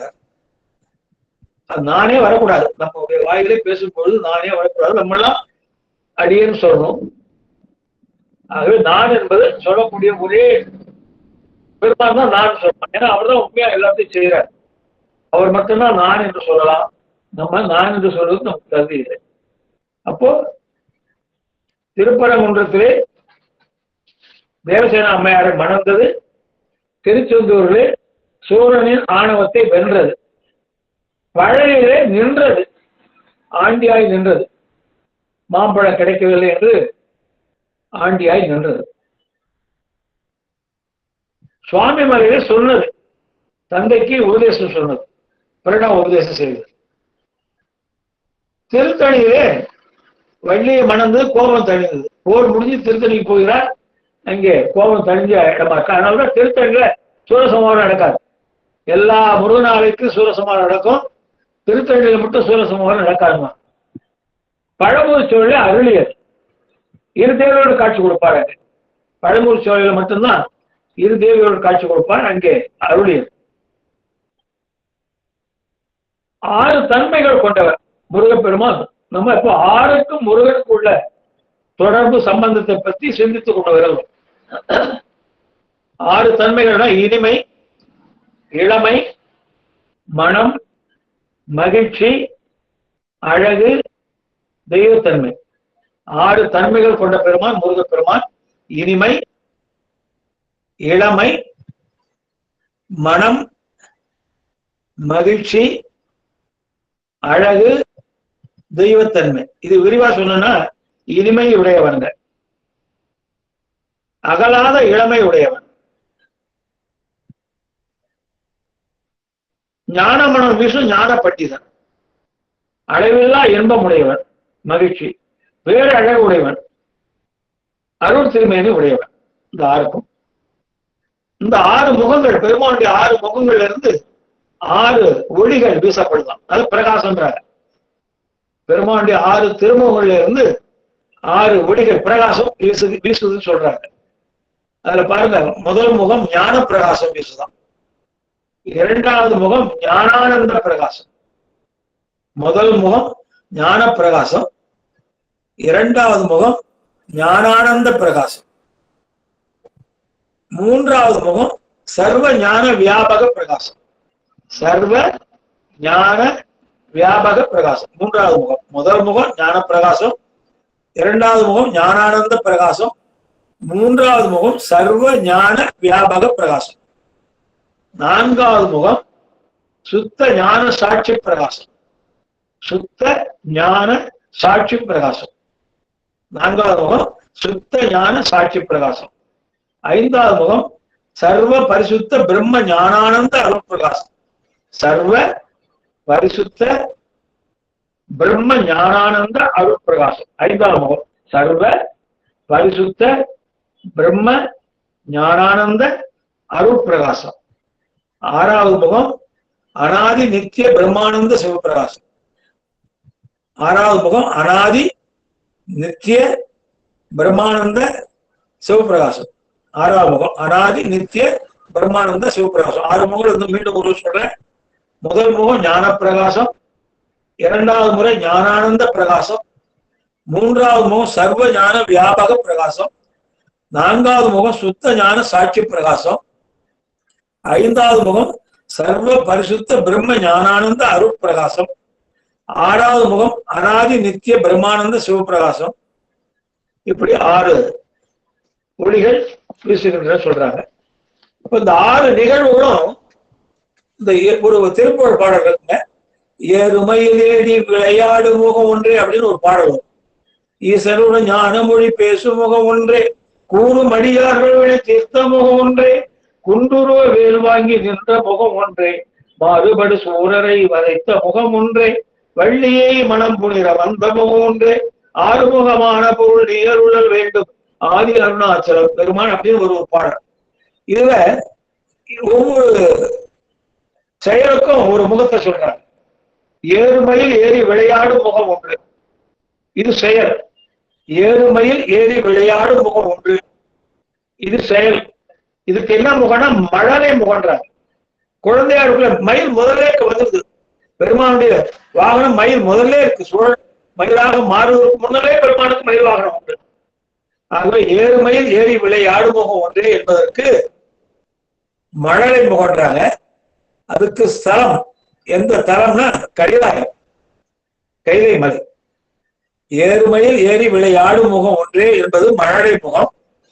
அதற்குரிய தலம் கைலாயம், கைலை மலை. ஈஸ்வருடன் ஞானமொழி பேசும் முகம் ஒன்றே. 2வது ஈஸ்வருடன் ஞானமொழி பேசும் முகம் ஒன்றே. இது திருப்புகழ்ங்க. ஈஸ்வருடன் ஞானமொழி பேசும் முகம் ஒன்றே, இது ஞான முகம். சுவாமி மலை, அந்த அதற்குரிய தலம் சுவாமி மலை. ஈஸ்வருடன் ஞானமொழி பேசும் முகம் ஒன்றே, இது ஞான முகம். சுவாமி மலை, அதுக்குரிய தலம் சுவாமி மலை. கூறும் அடியார்கள் வினை தீர்த்த முகம் ஒன்றே. 3வது முகம் கூறும் அடியார்கள் வினை தீர்த்த முகம் ஒன்றே, இது அருள் முகம். இதுக்குரிய தலம் பழனி வைத்தீஸ்வரர் கோயில். கூறும் அடியார்கள் வினை தீர்த்த முகம் ஒன்றே, இது அருள் முகம். இதற்குரிய தலம் பழனி வைத்தீஸ்வரர் கோயில். குன்றுருவ வேல் வாங்கி நின்ற முகம் ஒன்றே. 4வது முகம் குன்றுருவ வேல் வாங்கி நின்ற முகம் ஒன்றே, இது வீரமுகம். இது எங்கன்னா சிக்கல், அதான் வேர்வை சொன்ன உங்களுக்கு. சிக்கல்ல வேல் வாங்கும்போது பெருமான் திருமணியில் தொடர்ந்து வேர் வந்து கொண்டே இருக்கும். மாறுபடு சூரரை வதைத்த முகம் ஒன்றே. 5வது முகம் மாறுபடு சூரரை வதைத்த முகம் ஒன்றே. மாறுபடுனா நம்முடைய கொள்கைக்கு மாறுபாடான அந்த அநியாயத்துக்கு துணை போனவன், அநியாயத்தை செய்தவன். மாறுபடு சூரரை வதைத்த முகம் ஒன்றேன்னா வெற்றி முகம். இதுக்கு உரிய தலம் திருச்செந்தூர். மாறுபடு சூழலை வளைத்த முகம் ஒன்றேனா வெற்றி முகம். இதற்குரிய தலம் திருச்செந்தூர். வள்ளியே மனம் புணர வந்த முகம் ஒன்று. வள்ளி அம்மையை காதல் மனம் புரிகிறாயே, அதுக்கு வந்த முகம் ஒன்று. அது காதல் முகம். அது இங்கன்னா திருத்தணி வள்ளிமலை. அதான் ஒவ்வொரு முகத்திற்கும் ஒரு தலம் சொல்றாங்க. அது எப்படிப்பட்ட முகம் சொல்றாங்க. 7 மைல் ஏறி விளையாடும் முகம் ஒன்றேனா அது மழலை முகம் கைலாயம். ஈசவனும் ஞானமொழி பேசும் முகம் ஒன்றேனா அது ஞான முகம் சுவாமி மலை. கூறும் அடியார்கள் வினை தீர்த்த முகம் ஒன்றேனா அருள் முகம் பழனி வைத்தீஸ்வரன் கோயில். குன்றுருவ வேல் வாங்கி நின்ற முகம் ஒன்றேனா வீரமுகம் அது சிக்கல். மாறுபடு சூழலை வளைத்த முகம் ஒன்றேனா வெற்றி முகம் திருச்செந்தூர். வள்ளியே மனம் புணர வந்த முகம் ஒன்றேனா காதல் முகம் திருத்தணி வள்ளிமலை.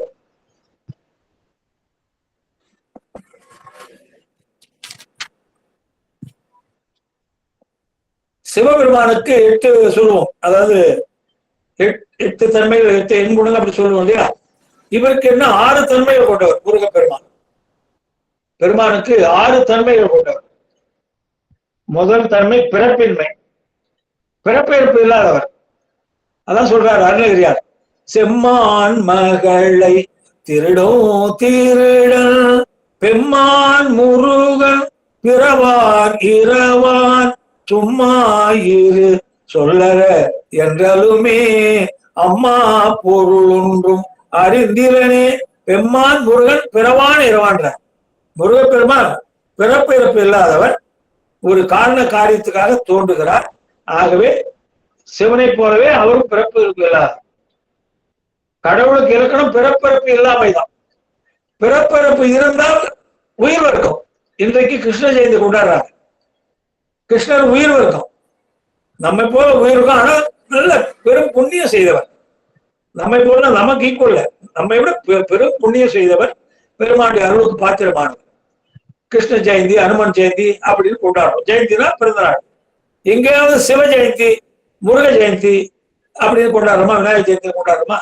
இல்லை. ஏனென்றால் பிறப்பிறப்பு இல்லாதவங்க கடவுள். ஆக இவரும் பிறப்பு இல்லாதவர். பிறப்பின்மை முதல் குணம் பிறப்பின்மை. அடுத்தது இறப்பின்மை. பிறந்தாலும் இறக்க முடியும். பிறப்பே இல்லைன்னா அப்புறம் என்ன இறக்கும்? இறப்பின்மை. நாமமின்மை. நம்ம என்ன செய்யறோம்? சிவபெருமானுக்கு ஒரு நாமம் இல்லை, ஒரு உருவம் இல்லை. ஆனா நம்ம என்ன செய்யறோம்? ஒரு நாமம் ஒரு உருவம் இல்லாருக்கு 1000 திருநாமம் பாடி தெளிவான கூட்டம் பண்றார் வாசகர் மாணிக்க வாசகர். சிவபெருமானுக்கு உருவம் இல்லை, பேரும் இல்லை. பெருமானுக்கு உருவம் இல்லை. எலக்ட்ரிஷியன் போல. இப்போ கரண்ட்டுக்கு எப்படி உருவம் நீங்க பார்க்கணும் போனீங்கன்னா நம்ம போய் சேர வேண்டியதுதான். கரண்ட் என்பது பிளஸ் மைனஸ். அதுதான் சக்தி சிவன் சொல்றோம். சக்தி ரூபமா இருந்தே காரியத்தை செய்பவர். உருவம் கிடையாது, பேரும் கிடையாது அவருக்கு. ஆனால் நமக்கு வணங்குவதற்காக நம்ம பக்தி மேலிட்டால அன்பு மேலிட்டால ஒவ்வொரு ஊர்ல ஒரு பேர் வச்சு வணங்குறோம். அதனாலதான் ஒரு உருவம் ஒரு நாமம் எல்லாருக்கு 1000 திருநாமம் பாடி தெளிவான கொட்டாமன. அதே மாதிரி முருகப்பெருமானுக்கும் நாமம் இல்லை. நம்ம இஷ்டத்துக்கு வச்சுக்கிறோம். ஒவ்வொரு இடத்துல ஒரு அன்பு மேலிட்டால பக்தி மேலிட்டால நமக்கு என்ன நாமம் பிடிக்குதோ அதை வச்சுக்கிறோம். ரூபமின்மை. உருவம் இல்லை. நான் முதல்ல சொன்னதான் மின்சாரம் போல உருவம் இல்லை. பற்றின்மை. பற்றுனா இது வேண்டும் அது வேண்டும் என்ற ஒரு ஆசை. நமக்கு தான் அந்த பற்று இருக்குங்க. இந்த பொருள் வேண்டும் அந்த பொருள் வேண்டும். இன்னைக்கு இதை பார்க்கற அதை வாங்கணுன்றோ, நாளைக்கு அதை பார்க்கற அதை வாங்கணுன்றோ. ஒன்றை விட்டு ஒன்று பற்றின்னு சொல்றாரு தாய்மானவர். பாச கடற்குள்ளே வீழாமல். அது மாதிரி நம்ம தான் ஆசைப்படுவோம். பார்த்ததுக்கெல்லாம் அதை வாங்கலாமா இதை வாங்கலாமா, அவங்க கிட்ட அது இருக்கு இவங்க கிட்ட இது இருக்கு நம்ம கிட்ட இல்லையே அப்படி பற்று. ஆனா இவருக்கு பெருமானுக்கு அது வேண்டும் இது வேண்டும் என்ற பற்று கிடையாது. பற்றின்மை. அதனாலதான் என்ன சொன்னார் வள்ளுவர்?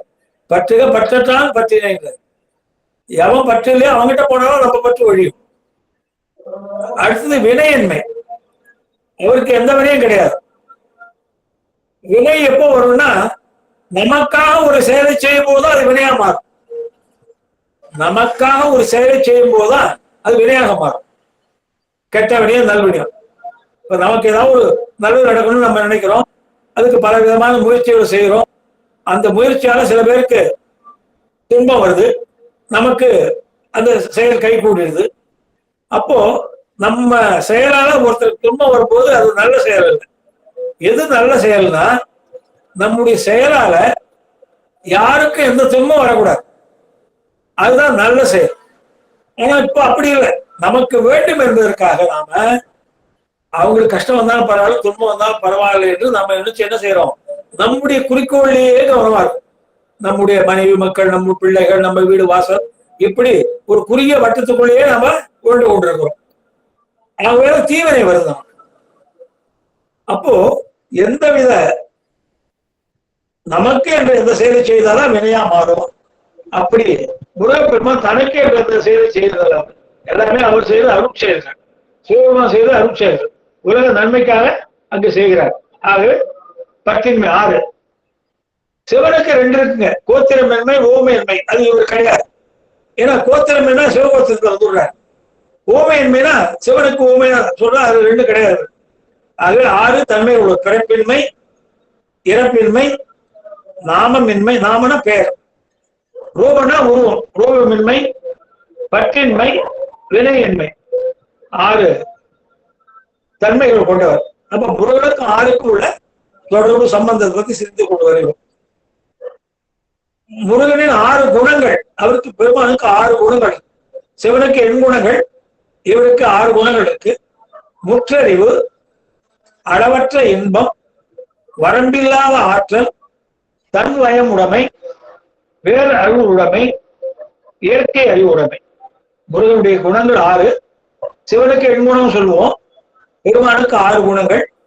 முற்றறிவு உடைமை, அளவற்ற இன்பம் உடைமை, வரம்பில்லாத ஆற்றல் உடைமை, தன் வயம் உடைமை, வேறு அறிவு உடைமை, இயற்கை அறிவு உடைமை. பெருமானை வணங்கினால் நமக்கு 6 செல்வம் கிடைக்கும். முருகப்பெருமானை வணங்கினால் 6 செல்வம் கிடைக்கும். அது என்னங்க 6 செல்வம்னா, ஞான செல்வம், ஐஸ்வர்ய செல்வம், அழகு செல்வம், வீரிய செல்வம், வைராக்கிய செல்வம், புகழ் செல்வம். இந்த முருகனை நம்ம ஆத்மார்த்தமாக வணங்கினால் ஞானம் கிடைக்கும், ஐஸ்வர்யம் கிடைக்கும், அழகு வரும், வீரம் வரும், வைராக்கியம் வரும், புகழ் வரும். முருகப்பெருமானை நம்ம ஆத்மார்த்தமாக வணங்கினால் அவருடைய அருளாக நமக்கு 6 செல்வங்கள் கிடைக்கும். முதல் செல்வம் ஞான செல்வம், அடுத்தது ஐஸ்வர்ய செல்வம், ஐஸ்வர்யனா பொருள், 3வது அழகு செல்வம், 4வது வீரிய செல்வம், 5வது வைராக்கிய செல்வம், 6வது புகழ் செல்வம்.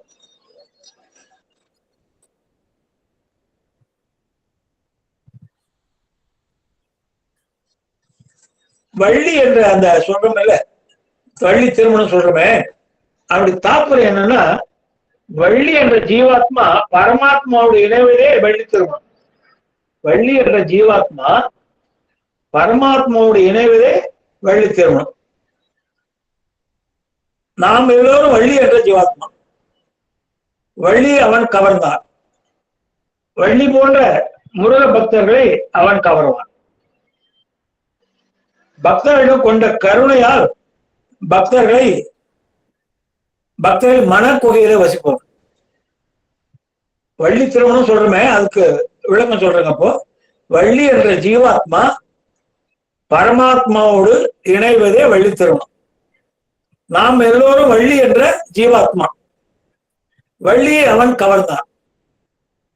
வள்ளி போன்ற முருக பக்தர்களை அவன் கவர்வான். நாம் எல்லாம் முருக பக்தர்களா இருந்தா வள்ளியம்மையை எப்படி கவர்ந்தாரோ அப்படி நமக்கும் நம்மையும் கவர்வார், ஆட்கொள்வார், அருள் பாலிப்பார். பக்தர்கள் கொண்ட கருணையினாலே பக்தர்கள் மனக்குகையில் வசிப்பார். குகன்னு பேர் அவர். நம்முடைய இதய குகையில, மனக்குகையில வசிப்பார். அதுக்காக பெருமானுக்கு பேர் என்ன, குகன்னு வச்சிருக்காங்க. அம்மா பேசலாங்களா, முடிக்கலாங்களா? சார்மதியம்மா பேசலாமா? சரி. இப்போ இந்த 6 படை வீடு சொன்னேன். ஒவ்வொரு படை வீடை வணங்கினா என்ன நமக்கு கிடைக்கும் அது சொல்ல போறேன். 6 படை வீடு சொல்லிருக்கேன். அந்த 6 படை வீட்டுல போய் வணங்கினால் என்னென்ன ஒவ்வொரு விதமான நன்மை நமக்கு கிடைக்கும். திருப்பரங்குன்றத்திலே போய் முருகனை வணங்கினால் செல்வம் பெருகும். திருப்பரங்குன்றத்திலே சென்று முருகப்பெருமானை வணங்கினால் செல்வம் பெருகும். திருச்செந்தூர்ல சென்று முருகப்பெருமானை வணங்கினால் வீரம் பெருகும். திருப்பரங்குன்றத்திலே பெருமானை வணங்கினால் செல்வம் பெருகும். திருச்செந்தூரிலே பெருமானை வணங்கினால் வீரம் பெருகும். பழனியிலே பெருமானை வணங்கினால் புண்ணியம் பெருகும். பழனி சென்று பெருமானை வணங்கினால் புண்ணியம் பெருகும். சுவாமி மலையை சென்று பெருமானை வணங்கினால் ஞானம் பெருகும். என தந்தைக்கு உபதேசம் செய்து இல்லையா? சுவாமி மலையை வணங்கினால் ஞானம் பெருகும். திருத்தணியிலே சென்று வணங்கினால் மங்களம் பெருகும். எல்லா நன்மையும் கிடைக்கும். திருத்தணியிலே சென்று பெருமானை வணங்கினால் மங்களம் பெருகும். எல்லா நன்மையும் கிடைக்கும். பழமொழி சோழிலே பெருமானை வணங்கினால் பெருதற்கரிய நன்மையை பெருகும். அப்போ 6 படை வீட்டில் சென்று நாம் பெருமானை வணங்கினால், திருப்பரங்குன்றத்தை சென்று பெருமானை வணங்கினால் செல்வம் பெருகும். திருச்செந்தூரில் சென்று பெருமானை வணங்கினால் வீரம் பெருகும். பழனியில சென்று பெருமானை வணங்கினால் புண்ணியம் பெருகும். சுவாமி மலையில சென்று பெருமானை வணங்கினால் ஞானம் பெருகும். திருத்தணியில சென்று பெருமானை வணங்கினால் மங்களம் பெருகும். பழமொழி சோலையில சென்று பெருமானை வணங்கினால் பெறுதற்கரிய நன்மைகள் பெருகும். இந்த 6 முகங்களுக்கு 6 தொழில்கள் சொல்றாங்க. முருகனுக்கு 6 முகங்கள், 6 தொழில்கள் சொல்றாங்க. முதல் முகம் உலகத்துக்கு ஒளி தருதல். உலகத்துக்கு ஒளி தருதல், சூரியன் போல உலகத்துக்கு ஒளி தருதல். 2வது முகம் வேள்வியை காப்பது. 3வது முகம் அடியார் குறை நீக்கி வரமளிப்பது. முதல் முகம் உலகுக்கு ஒளி தருதல், 2வது முகம் வேள்வி காப்பது, 3வது முகம் அடியார் குறை நீக்கி வரமளிப்பது, 4வது முகம் வேதாகம பொருளை விளக்குவது. முதல் முகம் உலகுக்கு ஒளி தருதல், 2வது முகம் வேள்வி காப்பது, 3வது முகம் அடியார் குறை நீக்கி வரமளிப்பது, 4வது முகம் வேதாகம பொருளை விளக்குவது, 5வது முகம் பகைவரை தீயோரை அழித்து நன்மை செய்வது. நம்முடைய பகைவரை, நமக்கு தீமை செய்வோரை அழித்து நமக்கு நன்மை செய்வது. 6வது முகம் வள்ளிக்கு மகிழ்வை தருவது. 6வது முகம் வள்ளியம்மைக்கு மகிழ்வு தருவது. இப்போ 6 முகங்களுக்கு 6 தொழில்கள் சொல்றாங்க. முதல் முகத்துக்கு உலகுக்கு ஒளி தருதல், 2வது முகம் வேள்வி காத்தல், 3வது முகம் அடியார் குறை நீக்கி வரமளித்தல், 4வது முகம் வேதாகம பொருளை விளக்குதல், 5வது முகம் பகைவரை தீவிர அழித்து நன்மை செய்வது, 6வது முகம் வள்ளிக்கு மகிழ்வை தருவது. பெருமானுக்கு 12 கரங்கள். 6 முகங்களுக்கு ஒரு முகத்துக்கு 2 கரங்கள் மூலம் 12 கரங்கள். 12 கரங்களில் உள்ள ஆயுதங்கள். வலது பக்கம் அபயகரம், கோழிக்கொடி, வஜ்ரம், அங்குசம், அம்பு, வேல். வலது பக்கத்துல உள்ள 6 கரங்களுக்கு என்னென்ன கையில பெருமான் ஏந்தி இருக்கிறார் சொல்றோம். அபயகரம், அபயம்னா அபயம் காத்து வச்சுப்பேன்னு சொல்றது. கோழிக்கொடி, வஜ்ரம், வஜ்ராத வச்சிருக்காங்க. அங்குசம், அம்பு, வேல். இடது பக்கம் வரதகரம், வரமளிப்பது, தாமரை, மணி, மழு, தண்டாயுதம், வில். இடது பக்கம் உள்ள 6 கைகளிலே, திருக்கரங்களிலே, ஒன்று வரதகரம், 2வது தாமரை மலை ஏந்திருக்கிறார், 3வது கையிலே மணியை ஏந்திருக்கிறார், 4வது கையிலே மழுவை ஏந்திருக்கிறார், 5வது கையிலே தண்டாயுதம் ஏந்திருக்கிறார், 6வது கையிலே வில் ஏந்திருக்கிறார். ஆகவே முதல்ல சொன்ன 6 முகங்களுக்கு 12 கரங்கள். திருவடி மட்டும் 2 தான் அடியார்கள் சிரமப்படாமல் அவருடைய திருவடியை பற்றுவதற்கு. இப்ப 12 திருவடி வச்சு முருகன் பெருமாள் தான் நீங்க எப்படி அவருடைய பத்துவீங்க. ஆகவேதான் கைகள் கரங்கள் அதிகமா இருந்தா கூட திருவடியே 2 தான் இருக்கும். இன்னொரு ஒரு கதை சொல்லுவாங்க கைகளுக்கு. கைகள் ஏன் அதிகம்னா அந்த தெய்வத்துடைய சக்தியை குறிப்பதற்கு கைகள் அதிகமா வச்சிருக்காங்க. முன்னோர்கள் அந்த கடவுளுடைய சக்தியை குறிப்பதற்காக கைகள் அதிகம் வச்சிருக்காங்க. இப்போ நான் ஒரு ஊருக்கு போறேன், அங்க ஒரு கோயிலுக்கு போறேன்னு வச்சுங்களேன். நான் புதுசா போறேன் அந்த கோயிலுக்கு. அங்க போய் நான் கேட்கிறேன், ஐயா அந்த கோயிலுக்கு யார் முக்கிய சார்? நான் சொற்பொழிலுக்காக போறேன்னு வச்சுக்கலாம், வாய்ப்பு கேட்க. அங்க போய் ஒரு கோயிலுக்கு போய் அந்த முக்கிய யாரோ ஒரு ஆளை பார்த்து கேட்கிறேன், ஐயா யாரு நீங்க முக்கிய சார் கேட்கிறேன். அவர் ஒருத்தரை காட்டி இவராங்க பெரிய கைங்கிறார். அவர் எனக்கு ஒரு பெரிய ஆளுக்கு ஒரு நபரை காட்டி அங்க உட்காந்துருக்கேன். இவர் தாங்க இங்க பெரிய கைங்கிறார். பெரிய கைனா பெருசா இருக்க கைன்னு அர்த்தமா? அவர் தான் முக்கியஸ்தான் அர்த்தம். அப்புறம் சமையல்காரர், நம்ம வீட்டுல ஒரு சமையல் செய்யறோம், அதை விழா கொண்டாடுறோம், ஏதோ மஞ்சள் ஏதோ கல்யாணம், அப்போ நம்ம ஒரு சமையல்காரர் குறிப்பா சொல்லுவோம், அவர் கைப்பக்கம் யாருக்கும் வராதுங்க, அவரே அவரே அமர்த்துங்க, கல்யாணத்துக்கு அவரே அமர்த்துங்க, அவர் கைப்பக்கம் யாருக்கும் வராது அப்படின்னு. அப்புறம் டாக்டர்கிட்ட போவோம், குறிப்பிட்ட டாக்டர்லாம் போவோம், அவர் கைராசிக்காருங்க, அவர்கிட்ட போவோங்க. எத்தனை டாக்டர் இருந்தாலும் நம்ம இவர்கிட்ட தான் போகணும், கைராசிக்காருங்க, அவர் கை வச்சாலே நம்மளுக்கு உடம்பு நல்லா போயிடுது அப்படி இருக்கிறார். அப்போ இவர் கை வாசிப்பு நாதசுரம் வாசிக்கிறார், அவர் வாயால் தான் வாசிக்கிறார். ஆனா என்ன சொல்லுவோம், இவர் கை வாசிப்பு யாருக்கும் வராதுங்க, இந்த நாதசுரம் தான் கை வாசிப்பு யாருக்கும் வராதுங்க அப்படின்னு. நல்லதுலாம் அப்படி சொல்லணும், கெட்டதுல சொல்றாங்க கையை, கெட்டதுக்கு கையை சொல்றாங்க. ஒரு அம்மா சொல்றது ஒரு அம்மா கிட்ட, அம்புஜம் உன் பிள்ளைய அந்த பக்கத்து விட்டு பொண்ணுகிட்ட பேச விடாத, கைக்குள்ள போட்டுக்கோ அப்படின்னு. இப்போ என்ன அந்த பொண்ணு கெட்டவங்க. அப்போ கைகள் ஏன் அதிகம் சொல்றாங்கன்னா தெய்வங்களுக்கு அந்த தெய்வங்கள் சக்தி உள்ள, அது அவ்வளவு சக்தி உள்ளது. நமக்கு பார்த்தேன்னா அந்த கைகளில் இருக்க ஆயுதம் பார்த்தே நமக்கு ஒரு பயம், பழைய காலத்தில் அப்படிதான் பயத்தால் தான் வழிபாடே வந்தது. இயற்கை கண்டு பயமா அப்படி இப்படி ஒவ்வொரு பரிணாமத்தில் வந்துடும். ஆகவே கைகள் அதிகம் வைக்கிறதா அதேதான், சக்தியை குறிப்பதற்காக, இந்த ஆயுதங்களை குறிப்பதற்காக. அது மாதிரி பெரிய கைன்னு சொல்றோம், கைராசிக்காரர் இவருக்கு கை பக்கம் யாருக்கும் வராது அப்படின்னு சொல்ல கூட கெட்டதை சொல்றாரு. ஆகவே கை என்பது அந்த சக்தியை குறிக்கிறது. இந்த 12 கைக்கும் தொழில் சொல்றாங்க. இதோட முடிச்சுக்கலாங்கம்மா, இந்த இதோட முடிச்சுக்கலாங்களா? சரிங்க சார், சரிங்க, முடிச்சுக்கலாம். சொல்லிடுறாங்க 12 கைக்கும் தொழில் சொல்லுங்க. 12 கைகளுக்கும் தொழில் சொல்றாங்க. 2 கைகள் தேவர்கள் முனிவர்களை காத்தல், 2 கைகள் தேவர்கள் முனிவர்களை காத்தல். 3வது கை அங்குசம் செலுத்துதல். முதல் 2 கைகள் தேவர்கள் முனிவரை காத்தல், 3வது கை அங்குசம் செலுத்துதல். 4வது கை கையை வந்து தொடையில வச்சிருக்காரு, தொடை மேல அப்படி வச்சிருக்காரு. 5, 6 வேலை சூழ்த்துதல். 2 கைகள் வேலை சூழ்த்துதலாம். 1, 2 கைகள் தேவர்கள் முனிவர்களை காத்தது, 3வது கை அங்குசம் செலுத்துதல், 4வது கை தொடையிலே வைத்திருத்தல், 5, 6 கைகள் வேலை சூழ்த்துதல்.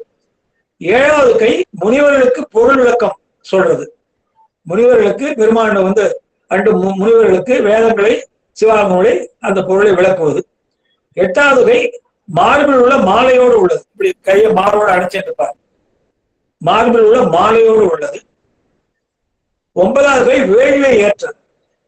உலகத்திலே பலவித வேள்வி செய்யறோம், அந்த வேள்வியெல்லாம் ஏற்றுவதில் அந்த கை ஒரு கை 9வது கை. 10வது கை மணியை ஒலித்தல், அந்த கையில் உள்ள மணியை ஒலித்து எழுப்பி சத்தம் எழுப்புறது. 11வது கை மழையே அருளல், பெருமாளுடைய அருளால் தான் மழையே வருது. 12வது கை மணமாலை சூட்டது. அப்ப பெருமாளுடைய கைகளுக்கு தொழில் சொல்றாங்க. 1, 2 கைகள், 2 கைகள் தேவர்கள் முனிவர்களை காப்பது. 3வது கை அங்குசம் செலுத்துதல். 4வது கை தொடையில வைத்திருத்தல். 5, 6 வேலை சுற்றுதல், வேலை சுற்றுவது, சுற்றுதல் வேலை சுற்றுவது. 7வது கை முனிவர்களுக்கு வேதாம பொருளை விளக்குவது. 8வது கை மார்போடு உள்ள மாலையோடு அப்படியே மார்போடு கை வச்சிருப்பார் அடைச்சது. 9வது கை வேள்வியை ஏற்றல். உலகத்துக்கு பலதர மற்ற மக்கள் வேள்வியெல்லாம் செய்யறாங்க, அந்த வேள்வியெல்லாம் பெருமான் ஏற்றுக்கொள்கிறார். 10வது கை மணியை ஒலித்தல், கையில மணி வைத்திருக்க அந்த ஒலியை எழுப்புறார். 11வது கையில மழையை அருளார், பெருமானுடைய அருள் தான் மழை வருது. 12வது கை மணமாலை சூட்டது. இப்படியாக முருகப்பெருமானுடைய பெருமைகள் என்ற தலைப்பிலே துணுக்கு துணுக்கு செய்திகள் பெரும்பாலும் நீங்க கேட்டிருப்பீங்க, எல்லாமே கேட்டிருக்கலாம், 1, 2 கேட்காத கூட இருக்கும். ஏதோ அறிந்த வழியிலே, அது இந்த ஆடி கிருத்திகை நாளிலே இந்த வாய்ப்பை எனக்கு அளித்த பிரேமா அம்மையார், அவரோடு தோளோடு தோள் நின்று பணியாற்றி வரும் அனைத்து குழுவை, அந்த அனைத்து குழுவை சேர்ந்த வேலுண்டு வினையில்லை ஈசன் அந்த குடும்பத்தைச் சேர்ந்த அனைத்து அடியார் பெருமக்களுக்கும் அடியோட நன்றியும் வணக்கத்தையும் தெரிவித்து இந்த அளவில் நிறைவு செய்கிறேன். நன்றி, வணக்கம்.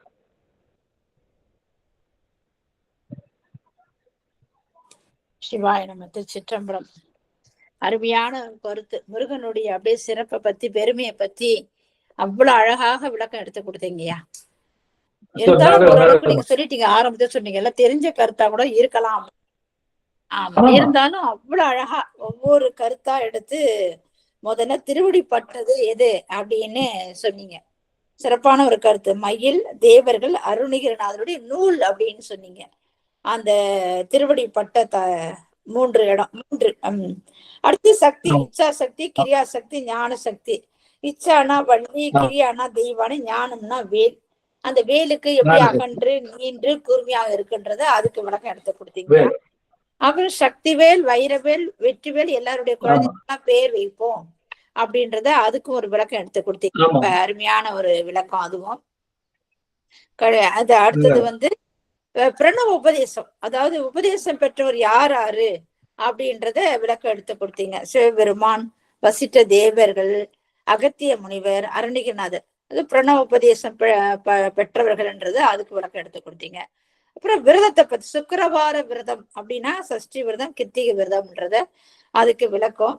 அது அப்புறம் 6 எண்ணுக்கு என்னென்ன சம்பந்தம் அப்படின்னா, அந்த திருச்செந்தூர் தோன்றிய சிவபெருமானுடைய சரவண பொய்கை, அடுத்தது கார்த்திகை பெண்கள் 6, விருப்பமான இடங்கள் சொன்னீங்க. விருப்பமான மொத்தம் 6 இடங்கள். திருப்பரங்குன்றம் மூலாதாரம், திருச்செந்தூர் சுவாதிஷ்டானம், ஆவினன்குடி பழனி மணிப்புரகம், சுவாமிமலை அநாதகம், திருத்தணி விசுத்தி, பழமுதிர்ச்சோலை ஆக்கினி அப்படின்ற ஒவ்வொரு தலத்துக்கு அந்த சிறப்பு அந்த 6 ஆதாரங்களையும் எடுத்து விளக்கம் கொடுத்தீங்க. அப்புறம் சரணப மந்திரம் என்னன்னா 6 எழுத்து. அது குமாராய நம சரணபவ, அந்த 6 எழுத்தும் அந்த 2 விளக்கமும் கொடுத்தீங்க. குமாராய நம 6 எழுத்து தான், சரணபவம் 6 எழுத்து தான் அப்படின்றது. மலர், அழகான மலர்கள்லாம் விளக்கம் கொடுத்து, கடம்ப மலர், குறா மலர், குதலம், தாமரை, பிச்சி, வெச்சின்றது 6 மலரையும் விளக்கம் எடுத்து கொடுத்தீங்க. அடுத்து அணிகலன்கள், பெருமானுடைய அணிகலன்களை என்னென்ன, தண்டை, கிண்கிணி, கழல், சிலம்பு, வெண்டை, சதங்கைன்றது 6 அணிகளை பெருமான் அணிந்திருப்பாருன்றது அதையும் விளக்கம் எடுத்து கொடுத்தீங்க. அப்புறம் மகிழோடு விரும்பி இருக்க இடம் என்னென்ன, அதாவது ரொம்ப சிறப்பான ஒரு விஷயம் என்னன்னா, சரவண பொய்கை, அருணகிரிநாதருடைய நாக்கு, ஒரு பார்வதிய தாமரை போன்ற கைகள், சிவபெருமானுடைய நெற்றிக்கண், அப்புறம் அனுபூதி நிலை, அப்புறம் மலைச்சிகரம் அப்படின்ட்டு அருவிக்கு அருவாய் இருப்பதுன்னு சொல்லி அந்த நிறைய விளக்கம் எடுத்து கொடுத்தீங்க அதுல மட்டுக்கும். அப்புறம் வீரர்கள் யார் அப்படின்னு ரொம்ப சிறப்பு. வீரபாகு, வீரகேசரி, வீரபிரந்தரன், வீராட்சகன், வீராந்தகன், வீரதீரன், வீர மகேஸ்வர், வீர மகேந்திரன், வீர மார்த்தாண்டன் அப்படின்னு 9 நவகிரகங்களை பத்தி எடுத்து விளக்கம் எடுத்து கொடுத்தீங்கயா. வள்ளினம், இடையினம், மெல்லினம், அதுக்கு 3த்துக்கு எழுத்து என்ன, மெய்யெழுத்து. பெருமானுடைய 18 கண்கள், ஏன்னா 6 முகம் எப்படி சிவபெருமான் நெற்றிக்கண் இருக்கும், முருகன் பெருமானுக்கு நெற்றிக்கண் இருக்கும்ன்றத அந்த 18 கண்கள் சொன்னீங்க. அதுக்கு மெய்யெழுத்து 18, உயிரெழுத்து 12, அவருடைய திருக்கரங்கள், திருவடி 2 தான் அப்படின்ற விளக்கம் எடுத்து கொடுத்தீங்க. தண்டாயுத பாணி அப்படின்னா எப்படி, தண்டாயுத பாணி எப்படி இருப்பாரு, தாமரமேட போன்ற செம்மேனியன் வழக்கர தண்டாயுத பாணியா காட்சி கொடுப்பா, இடக்கரை இடுப்பில் வைத்திருப்பான்றது அந்த முருகப்பெருமானுடைய தோற்றத்தை எடுத்து அழகா கொடுத்தீங்க. அவர் எப்படி நம்ம பெருமான் நம்ம எப்படி வணங்கி போட்டு தீர்த்து எப்படி அருள் செய்வோம்னா, கற்பக மரம் விருட்சம் போல நமக்கு அருள் செய்வாரு. ஏன்னா கற்பக மரம் எல்லாத்தையுமே கொடுக்கக்கூடியது, அந்த மாதிரி நமக்கு அருள் புரிவாருன்றத விளக்கம் எடுத்து கொடுத்தீங்க. 5 தொழில் முருகனுடைய என்னென்ன தொழில், சேவல்னா படைக்கும் தொழில், மயில்னா காக்கும் தொழில், சக்தி வேல்னா அழுத்த தொழில், வள்ளினா மறைத்த தொழில், தெய்வானினா அருள தொழில்னா 5 தொழிலையும் எடுத்து விளக்கம் எடுத்து கொடுத்துட்டீங்க. தைப்பூசத்துல வணங்கலாம் என்ன கிடைக்குன்னா, பூசலை நீக்கக்கூடிய பெருமான். பங்குனி உத்தரத்துல வழிபட்டனது பக்தர்களை தாங்குவான், எப்படி உத்தரத்துல மேல இருக்குமோ நம்மள தாங்குவான் அப்படின்ற மாதிரி அந்த அருள் நிலையை நமக்கு எடுத்து கொடுத்தீங்க. 6 சமயம்னா என்னென்ன, சைவம், வைணவ சமயம், சாக்தம், காணாபத்தியம், கௌமாரம், சௌரம் என்றது 6 சமயத்தை பத்தி எடுத்து விளக்கம் எடுத்து கொடுத்தீங்க. 6 குணங்கள், நமக்குடைய 6 குணங்கள் பெருமான் நீக்கிடுவார். அந்த 6 குணங்கள்லாம் அழகா சொல்லி, காமம், குரோதம், மோகம், லோபம், மதம், மாச்சு 6 குணங்கள் நம்மகிட்ட இருக்கிற ஒரு பகை உள்ள குணங்கள் நம்ம உடம்புல இருக்கு. அதெல்லாம் நம்ம பெருமானை வணங்கி வழிபட்டோம்னா அந்த 6 குணங்களை நீக்கிடுவாருன்றத எடுத்து கொடுத்தீங்க. 3 எழுத்து மெல்லினம், இடையினம், வல்லினம் சொல்றதுக்கு அது முருகு அப்படின்றதுக்கு அழகா எடுத்து ஒவ்வொன்றுத்துக்கும் விளக்க எடுத்து கொடுத்தீங்க. அது மாதிரி சரவண பவ, சரவணனா என்ன சிறப்பு, சரவணபவனா சகலத்தையும் அருளக்கூடியவன். 2வது ராவண செல்வத்தை தரக்கூடியவன். வானா பகைய நோய் நீக்கக்கூடியது. நானா பகவரை அழிக்கக்கூடியது. பானா போகம் தருவது, அன்பு பெருகக்கூடியது. வானா எல்லா விதமான எல்லா வித ஆற்றலும் நமக்கு கொடுக்கக்கூடியது அப்படின்னு அந்த சரவணபவக்கு நல்ல விளக்கம் எடுத்து சிறப்பா கொடுத்தீங்க. அதுக்கப்புறம் பழனி என்ன, அந்த 6 படை வீடுல என்னென்ன சிறப்பு அப்படின்னா, முருகப்பெருமை எந்தெந்த வடிவில காட்சி கொடுத்துட்டு இருக்காருன்னா, பழனில தவ வடிவா காட்சி கொடுக்குறாரு, சுவாமியில மந்திர வடிவா காட்சி கொடுக்குறாரு, திருத்திரு எலிவந்த வடிவமா காட்சி கொடுக்குறாரு, திருப்பரங்குன்றத்துல ஒளியா காட்சி கொடுக்குறாரு, திருச்செந்தூர்ல அருளலா காட்சி கொடுக்குறாரு, படமுத்துல வியாபகமா காட்சி கொடுக்குறாருன்ற அந்த 6 நிலையும் 6 படை வீட்டையும் சிறப்பு எடுத்து கொடுத்தீங்க. அதுக்கப்புறம் என்ன, அந்த திருப்பரங்குன்றத்துல என்ன சிறப்பு, திருச்செந்தூர்ல என்ன சிறப்பு, அது தேவசேனாதிபதியா மாறுறது திருப்பரங்குன்றத்துல, திருச்செந்தூர்ல ஆட்கொண்டது, பழனியில திருச்செந்தூர்ல ஆட்கொண்டது எப்படின்னா, ஆட்கொண்டான்னு திருச்செந்தூர்ல ஆணவத்தை அழித்து அருளலை கொடுத்தாரு இல்லையா சூரபத்மனுக்கு, அதனால அந்த ஆட்கொண்டது, அந்த வென்ற சூரபத்மனை வென்றது, அழித்ததுல வென்றது அப்படின்னு சொன்னீங்க.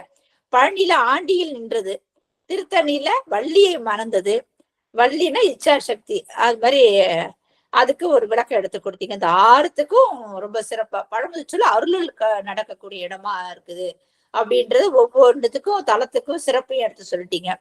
அதாவது அதுக்கப்புறம் சதாசிவனை என்ன, ஞானம் சக்தி 50க்கு 50, அதாவது ஞானம் இருக்கும் சக்தி இருக்கு, சமபங்கு இருக்கும். மகேஸ்வரம் கிரியா அதிகமா இருக்கு, ஞானம் குறைவா இருக்கும்.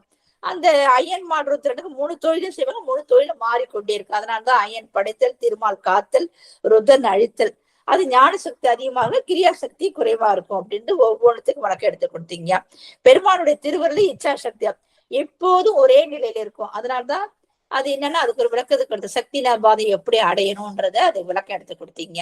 முகம் எப்படின்னா ஒளி வீசுகிறது, முருகனுடைய ஒளி முகம் எப்படி எல்லாம் வீசுகிறதுன்னா பிரகாசமா இருக்குமா ஒளி, அந்த ஞான பிரகாசமா, ஞானாந்த பிரகாசமா, சர்வ ஞான வியாபக பிரகாசமா, சுத்த ஞான சாட்சி பிரகாசமா, சர்வ பரிசுத்த பிரம்ம ஞானார்ந்தன அருள் பிரகாசமா, அநாதி நித்திய பிரம்மானந்த சிவபிரகாசம் 6 முகமும் ஒவ்வொரு முகமும் ஒவ்வொரு காட்சி ஒளிகளா வீசுகின்றது அப்படின்றத விளக்கம் எடுத்து சிறப்பா தெரிஞ்சுக்கிட்டேங்க. அப்புறம் பாடல் ஏரி மயில் ஏறி விளையாடு முகம் ஒன்று, அந்த 6 வரிக்கும் அருமையான விளக்கம். முதல் வரி ஞான முகத்தை கொடுக்கவது இது கைலாய் மழலை முகம், ஈஸ்வரோட ஞான மொழி பேசப்படுவது ஞான முகம் சுவாமி மலை, கூறும் அடியார்கள் அருள்முகம் பழனி வைத்தீஸ்வரன் கோவில். அடுத்தது குன்றுவ வேல் வாங்கி நின்ற முகம் வீரமுகம் சிக்கல், மாறுபடு சூரனை வதைத்த முகம் ஒன்றுன்னா நமக்கு வெற்றி முகம் அது இல்லையா, அது திருச்செந்தூர் எடுத்து விளக்கம் கொடுத்தீங்க. வள்ளி மனம் பொறுத்த காதல் முகம் திருத்தணியுடைய வள்ளிமலை 2 தளத்தையும் எடுத்து கொடுத்தீங்க. என் குணங்கள் சிறப்பு, பெருமானுக்கு மட்டும்தான் 8 குணம் சொல்லுவோம், வேற 6 குணங்கள் உண்டு. பிறப்பின்மை, உருவம் இல்லை, நாமம் இல்லை, பற்றின்மை இல்லை, உருவம் இல்லை, வினையின்மை இல்லை, நல்வினை தீவினை நமக்கு மட்டும்தான், அவங்களுக்கு கிடையாதுன்றது ஒவ்வொன்றுத்துக்கும் பெருமான் முற்றறிவு, வரம்பு இன்ப ஆற்றல் இல்லையா, அந்த மாதிரி அதுக்கும் விளக்கம் எடுத்து கொடுத்தீங்கயா. அதுக்கப்புறம் ஆத்மார்த்தமா மனையில என்னென்ன கிடைக்கும், 6 விதமான இன்பங்கள் கிடைக்கும். அதாவது செல்வம், ஞானம், அழகு, வீரம், வைராக்கியம், ஐஸ்வர்யம், புகழ், அப்படி 6 விதமான எல்லாமே நமக்கு கிடைக்கக்கூடும். முருக பெருமானை மனம் முகந்து வணங்கினால் நமக்கு கிடைக்கக்கூடியது என்னன்றது அழகா வெளிப்படுத்திட்டீங்க. அடுத்து வள்ளி திருமணம், வள்ளி ஜீவாத்மா பரமாத்மாவோட சேர்வது வள்ளி திருமணம் விளக்கம் எடுத்து கொடுத்தீங்க. அந்த எப்படின்னா, அது நாம் எப்படி வழிபட்டு முருகன் நம்மள வள்ளி எப்படி ஆட்கொண்டாரோ அது மாதிரி முருகனை மனமுருகி வழிபட்டா நம்மளையும் ஆட்கொள்வான் அப்படின்றது அது ஒரு சிறப்பான ஒரு கருத்து. அதுக்கப்புறம் படைவிடல என்னென்ன நன்மை தரக்கூடியது அப்படின்னு முதல்ல சொன்ன மாதிரிதான், அந்த மாதிரி எல்லா தலங்களையும் செல்வம், வீரம், புண்ணியம், ஞானம், மங்களம், பெறுதற்குரிய நன்மைகள்னு அந்த ஏற்கனவே சொன்ன மாதிரி அந்த 6 எடுத்து விளக்கமா எடுத்து கொடுத்துட்டீங்க.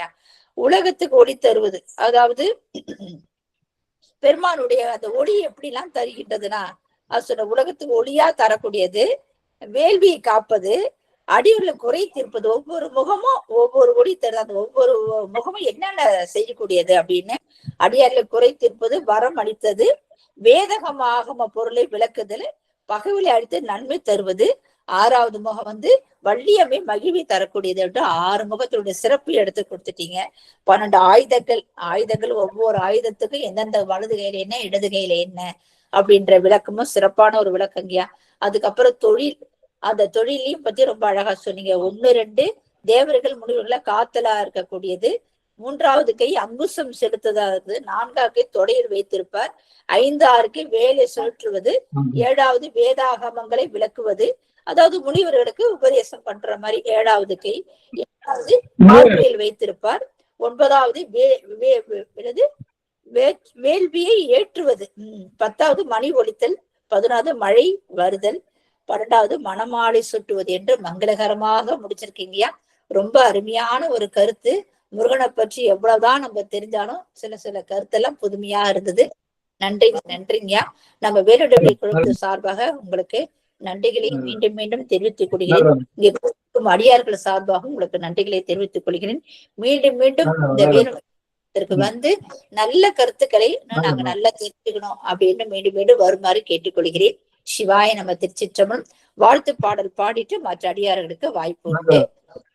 வான்முகில் வழாது பெய்க மடி வளம் சுரக்க மன்னன் கோன்முறை அரசு செய்க குறைவிலாது உயிர்கள் வாழ்க நான்மறை அறங்கள் ஓங்க நல்தவம் வேள்வி மல்க மேன்மை கொள் சைவ நீதி விளங்குக உலகமெல்லாம் மேன்மை கொள் சைவ நீதி விளங்குக உலகமெல்லாம் ஆறிரு தடந்தோள் வாழ்க ஆறுமுகம் வாழ்க வெப்பை கூறுசை தனிவேல் வாழ்க குக்குடம் வாழ்க செவ்வேல் ஏரிய மங்கை வாழ்க யானை தன்னணங்கு வாழ்க மாறிலா வள்ளி வாழ்க வாழ்க சீரடியார் எல்லாம் மாறிலா வள்ளி வாழ்க வாழ்க சீரடியார் எல்லாம் வாழ்க சீரடியார் எல்லாம்.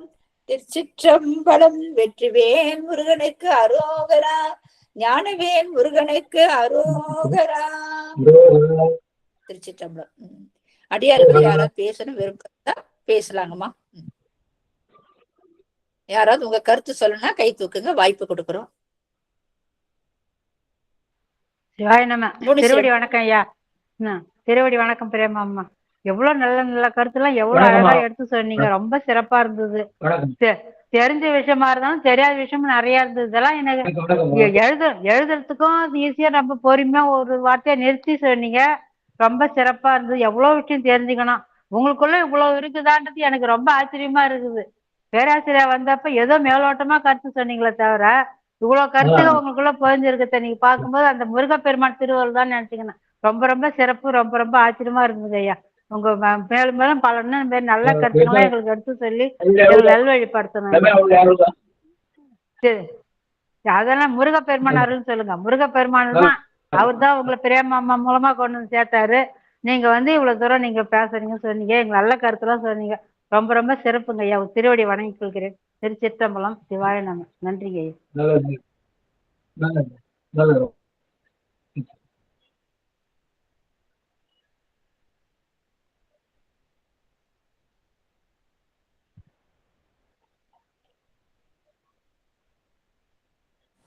மற்றடியார் யார பேசணும் விருப்பம் இருந்தா பேசலாங்கம்மா.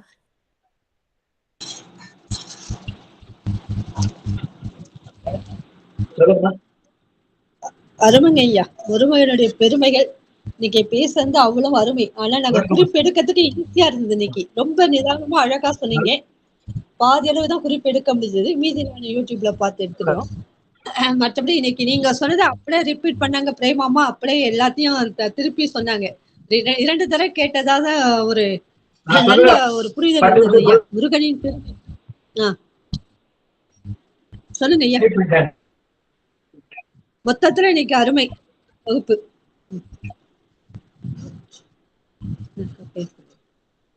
திருவடி வணக்கம் ஐயா.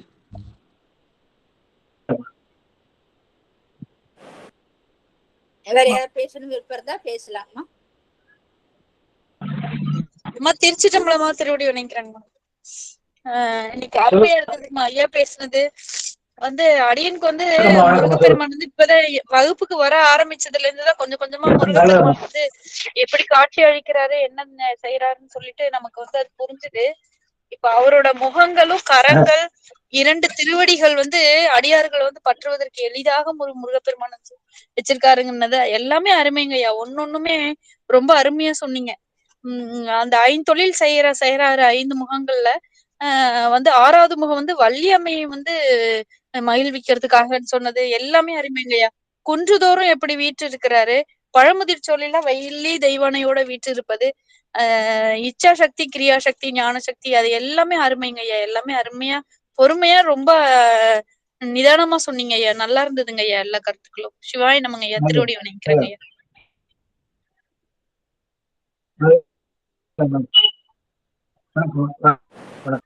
நன்றிங்க ஐயா. உத்தரவு வாங்கிக்கலாங்க ஐயா. நடுவுலதான் வந்து ஜாயின் பண்ணேன். அடியேன் வணக்கம். நன்றிங்க ஐயா. நன்றி நன்றி ஐயா.